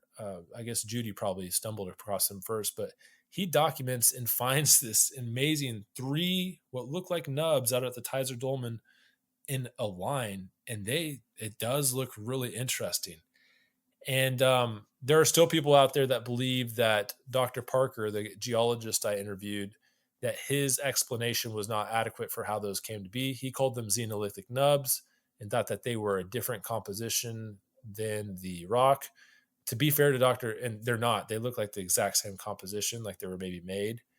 But to be fair to Dr. Parker, he was just going by, like, I kind of just interviewed him. It was like a blitz. I was like, "Can you please hop on the Zoom call?" And he did his best. And in my opinion, he gave a rock solid interview and kind of like showed, hey, these are awesome. These are some of the greatest examples of like natural rock formations I've ever seen. He didn't even know about them, but he gave a good explanation for why they were natural and not man-made. I have a doc. That's my first. So what I've been doing, I should have said this at the beginning. Every single chapter of my book, I'm doing an episode on YouTube, like basically the chapter in the book. I kind of just read from the book and put visuals. It's for free on YouTube. And if you can't swing buying the book, cool, just go watch the vids. Like, they're probably better. It's more fun to watch them. And my first episode is called Montana Megaliths, Natural or Man-Made. And it's a really long episode. I try to keep my episodes for the chapters to like 10 minutes. I'm doing a series, like it'll be a 23 episode series. I'm about to drop episode 4 tomorrow morning. And usually I try to keep them to 10 minutes. This one's an hour because I talked to Dr. Parker for 40 minutes, and I thought it was important to not cut it at all, just to show the whole interview, because I didn't want to disrespect him. I didn't want to take him out of context. And you can go decide for yourselves. Some people still think that they're man-made. In my opinion, Dr. Parker gave a pretty good explanation for why erosion revealed them. It has nothing to do with like, glaciers or anything like that. It's these things eroded over time and revealed themselves, and some toppled over, and you have these precarious boulders that are maybe sitting on top. And some people are going to disagree with him on that, and that's cool too. Me and Michael from Wandering Wolf Productions talked about really the whole thing with that is it's just so cool to go ask these questions and get people interested and excited. Like hundreds of people are going out to Montana to go see these things now, hiking around, getting vitamin D. You know, it's cool to see what he did and Judy Ryder did, just get people out asking questions. You know, but yeah, that was a fun one. That's kind of the opposite answer of what you asked, though, because that was like kind of a like, you know, I feel like the community needs that too. You know, they need people out there asking questions and getting definitive answers on unanswered questions. You know, because or else it just kind of lies out there in the ether as it could be this, right. but what if it's this? The one that's, can I tell you? I don't know how much time we have, but I want to tell you a frustrating one. That's just like I can't wrap my mind around it, and when I release the video, it's going to piss so many people off. I talked to it's because I've already pissed off the young Earth creationist with my dinosaur video that went viral. You know, well, I'm about to redeem myself with them because the mystery of Akambaro, they're gonna like this one, and other people are gonna be really mad at me. So I talked to the guys. Shout out to the guys at the Strange Road about this one. I gave them like visuals and everything. We went through it, but there's the mystery of Akambaro. If you Google the mystery of Akambaro, you will read that this is a hoax, but they don't really tell you why or who. And what it is down in Guanajuato in cartel territory. Like, I'm not trying to like make myself like, you know, but I went down to I went down to some crazy places when I was in Mexico. This is on the border of Michoacan and It really says something about Skinwalker Ranch that you will not go to the gate there, but you will go to cartel areas in Mexico. I am. It's weird. That's a good point, and I need to evaluate that. I really do. But like the ghost thing scares the hell out of me.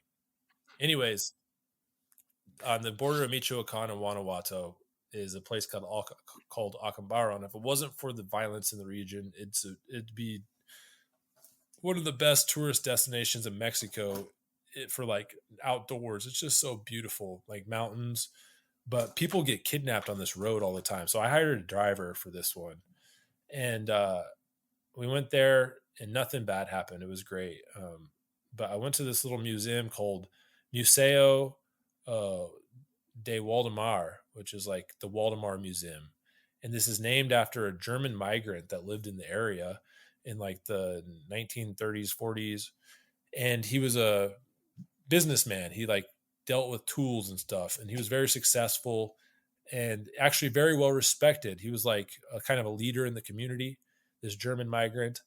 And everybody thought he was a good man and, you know, trustworthy. He was also involved in several archaeological discoveries in the region and kind of made a name for himself as like an amateur archaeologist. That's kind of how it worked in the early days. Like a lot of like the archaeology finds happened with amateurs because, you know, people weren't going to travel all the way out there. There wasn't the budget for that. And anyways, one day, I'm trying to tell this. I'm just going to give you like a little sneak peek ahead.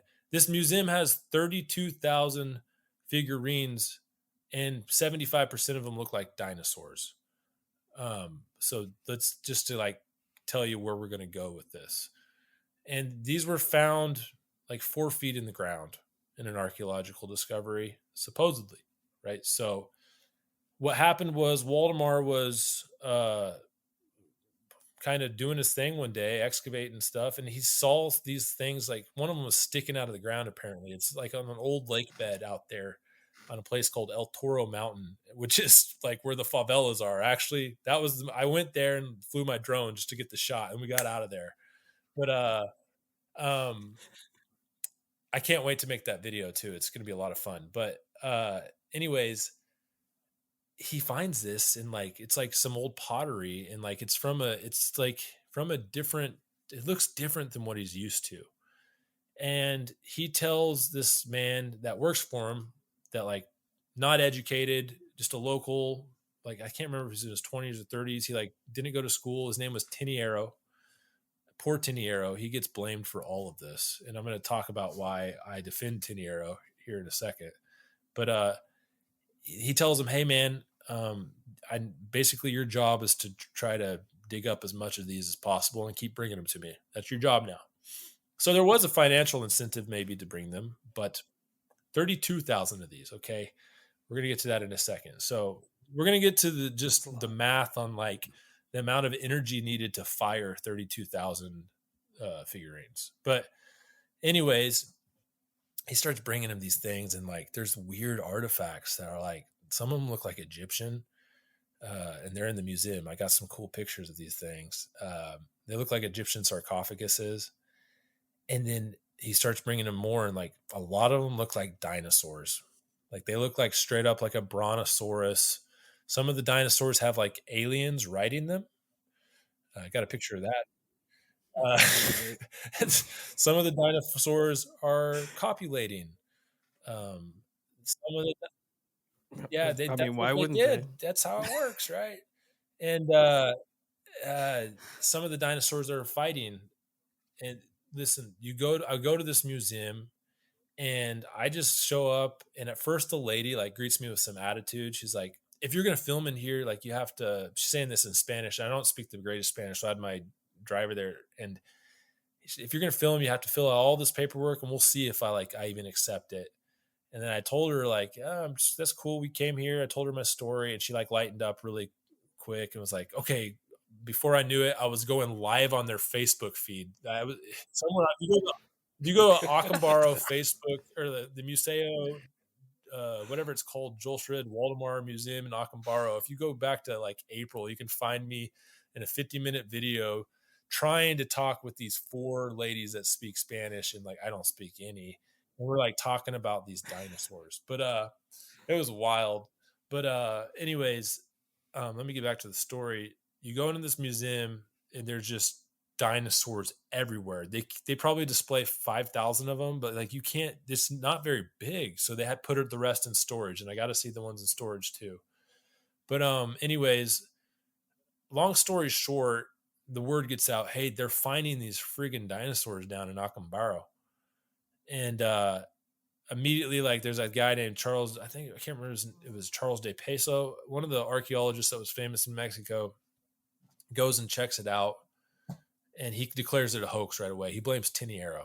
Says Tiniero's doing it. We'll get back to that in a second. But a guy named Charles Hapgood. I don't know if you're familiar with the Earth discrustal, or it's like Earth crustal displacement theory of like, the cataclysms that are going to destroy the world in 2040. This guy was kind of like where a lot of that became popular. I don't think people realize that. He was like a academic type that was like I think he was even Harvard trained, but was kind of into the fringe side, and like would write these books.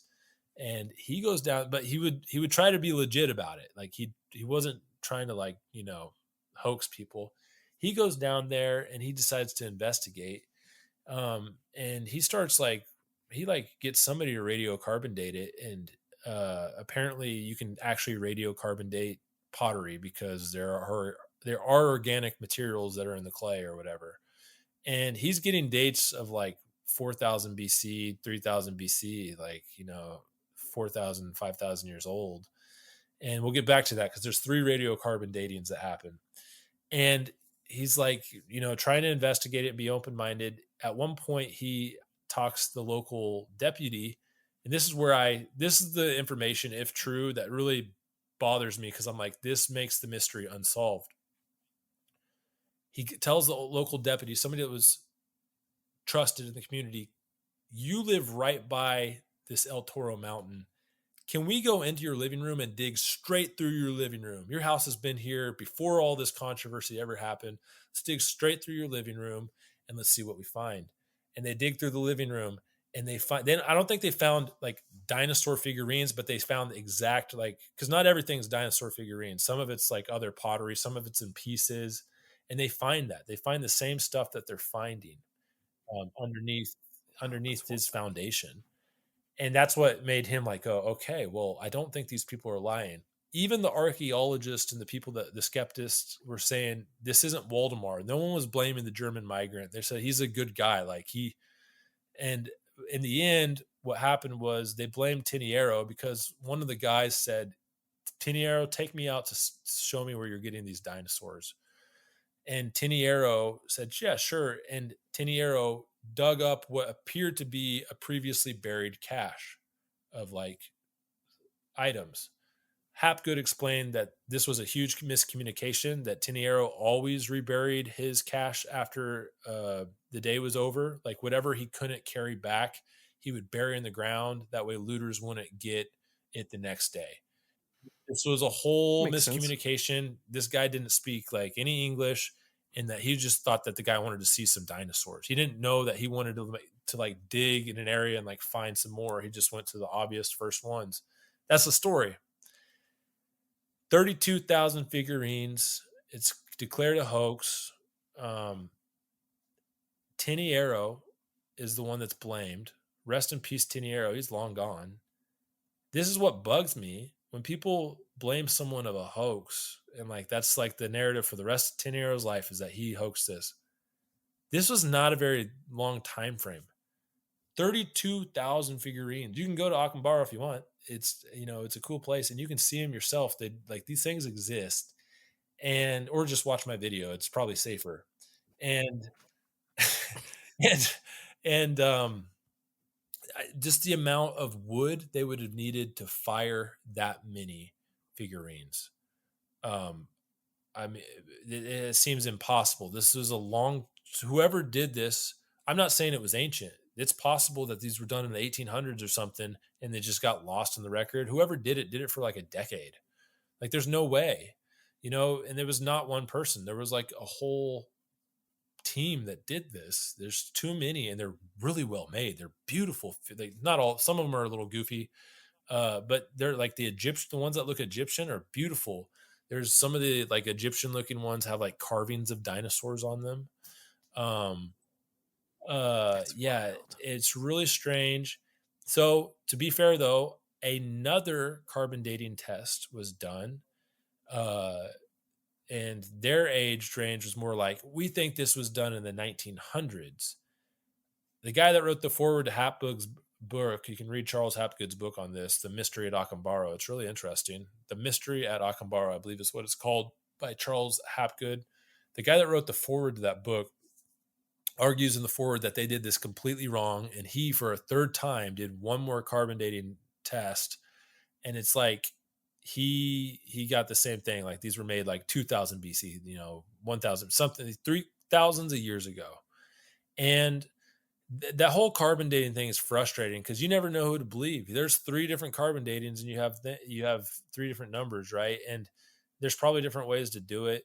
And so the Akambaro thing, I forgot to preface this. I was going to preface this at the beginning, and I prefaced this in my book. And I'm sorry, I'm not trying to offend anyone. I'm not a young Earth creationist. I'm not. I believe that I really do believe the universe is appears to just be getting older. Now they're saying it's 26 billion years, right? Or whatever. And it, you know, if I'm wrong on that, holler at me. Let me know why. But Charles Hapgood wasn't a young Earth creationist either. He puts together the idea like, did just some dinosaurs survive the KT extinction event? Is that what Loch Ness monster is? Is that what the Congo dinosaur is? Apparently, there was a controversy down in Big Bend National Park where they found a pterodon, the largest pterodon ever found, which is basically a large pterodactyl. And it was found in a geological layer that was like 40 million years ago, which is way after the KT extinction event, right?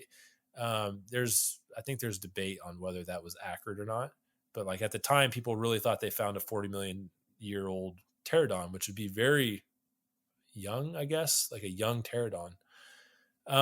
You know, and so it's just weird. Me personally, I think there's probably a more logical explanation. I think maybe that these were created, you know, post whenever people found out about dinosaurs. I don't really know when that was. Do you guys know when did we find out about dinosaurs? When I say we, like the modern age, like when did I have no idea. I don't know if it was Me neither. 1800s or 1900s. I It feel couldn't like have it been too long happened ago. sometime around then. I just can't imagine when you look at the timeline of this that poor Tiniero that gets the blame for this was responsible, because there's 32,000. It's a lot of Yeah. copulating dinosaurs. Yeah, luckily, just a few of them are copulating. But and they're weird, and they do look kind of like they're not very rustic or rusty or anything like that. And Hapgood explained that this is because there's no patina that grew on them, like the dark spots around petroglyphs. And he said that's because they were buried in sand. This is all it was in a sandy area. So anyways, I've been rambling for a while. Like, I don't know if you guys got any thoughts on that or anything, but like, it was a weird one. And it was cool because it was in such a strange place.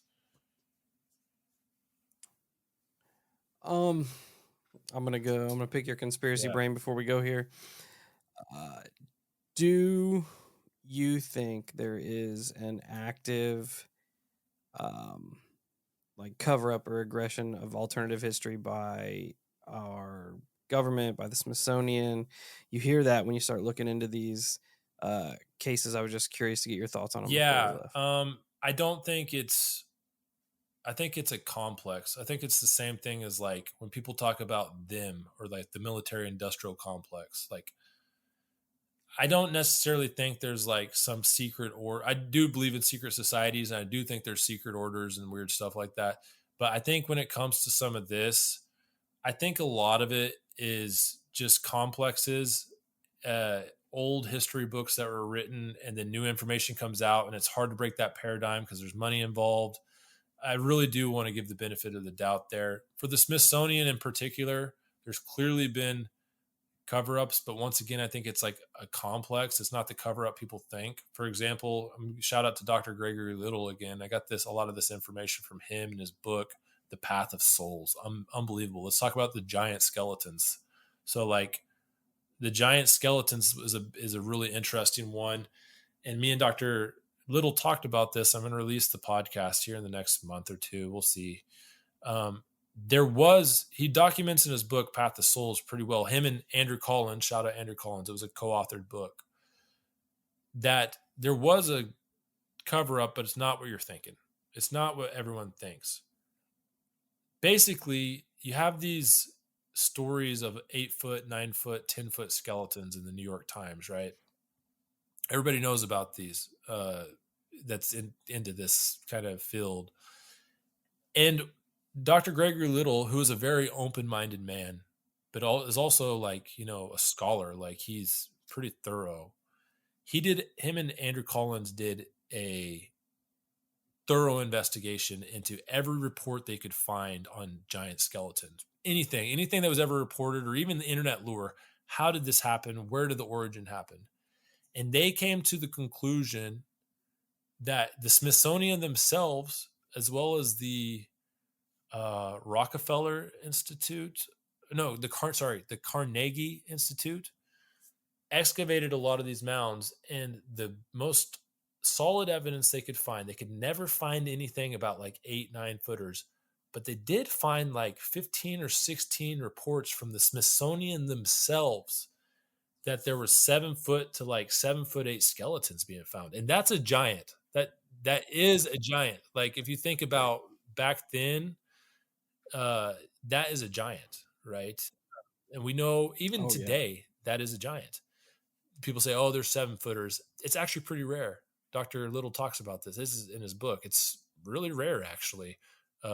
Even the people that say they're 7 foot, oftentimes they're not. They're like 6'11". Now it's clearly happened. Shaq's like 7'2", right? A lot of the NBA players, but it's very rare actually to have a 7 footer. And you did find these, and there was an archaeologist, I can't remember his name, but he kind of cited him. And him and Andrew Collins talk about this elite Adena hypothesis. The Adena was an ancient culture that built a lot of these mounds, and that possibly, and by the way, these would have been brown people. Their skin would have been brown. So like anyone that wants to like say like that the whole giant thing's racist, no, we're not getting into that nonsense. Like these people would have most likely been brown, right? Like there's no reason to think otherwise. And because there was a lot of that stuff back in the 1800s, people wanted to prove that there was like a great white race or whatever. And that's why some people are hesitant to talk about the giants. That's not what this is. the Smithsonian records themselves, apparently, according to this book I read, Path of Souls, said there were 7 foot to like 7'8" skeletons found. And there's an interesting hypothesis that it was like an elite group, and that the cover up most likely happened because the Smithsonian had a eugenics agenda back in the day, and it didn't necessarily fit the narrative to have these strong, physically powerful Native American elites. And that's kind of what Dr. Little described to me in our podcast, that, there was maybe a cover up, but not because necessarily they wanted to cover up some ancient history of like 9-footers. Now, I'm open-minded. Like I said, tell me if I'm wrong in the comments, but I would recommend, before you do tell me I'm wrong, that you go read Dr. Little and Andrew Collins' analysis in The Path of Souls. You can get it for like $8 on Kindle, and it's a good book. It's really fun. It's called The Path of Souls. And they do an awesome job, I think, of like really breaking down that without spoiling the fun. Like the Smithsonian themselves said they were finding 7-footers, right? Like 7'6" sometimes. And that's a big person. That's a giant. If you think about it, that's a giant. And so, yeah, I thought that one was interesting. And that's like the closest I can think of with like the Smithsonian, like, cover up. And like, so maybe there's just some nuance to some of this. Maybe it's not always like the group got together and they conspired against the people. Maybe it's like a complex thing that deals with money and power, right? But also there's probably groups of people that are conspiring as well. Yeah. Once again, I'm fence sitting, Yeah. But I mean, I like that angle too. I mean, that's a conspiracy in itself. Yeah. Essentially. But we're gonna wrap it up. I appreciate you so much for hanging out with us, giving 2 hours of your time to come and speak with us. Yeah. If you want to go ahead and plug your socials, Yeah. plug your book real quick, and put that out to the Holo Cult. Thanks, guys. Thanks, Holo Cult, for like listening to this. I hope you enjoyed it. I hope I provided, some entertainment or some knowledge for you. And thank you, Kyle and Steve, for having me at Incred History on like everything. So Incred, INCRED History. My name is Incredible History on there. I'm Will from Incredible History. TikTok, Instagram, Twitter is like really cool. I'm pretty active on Twitter. I love being on Twitter. And then YouTube. I do long form stuff on YouTube, and you can find my Enigmatic North America Legends, Oddities, and Controversial History series on there. If you wanted to watch the videos instead of getting the book, that's awesome. If you wanted to support the channel, my book's available on Amazon. I have it linked in all those socials, and it's called Enigmatic North America Legends, Oddities, Controversial History. There's over 200 photos. Many of them I've taken myself. I even used Midjourney AI to like create some imaginative photos of like maybe what some of this looked like back in the day. And it's just a fun book. I try to tell both sides of the story. It's full of references, and it's my first book ever. So like, open to criticism and happy to hear from you. Tell me what I got wrong. Tell me what I got right. And I was telling the guys from Strange Road, this is just fun for me. Like, I'm just having fun, and I hope you guys are too. So thanks for having me.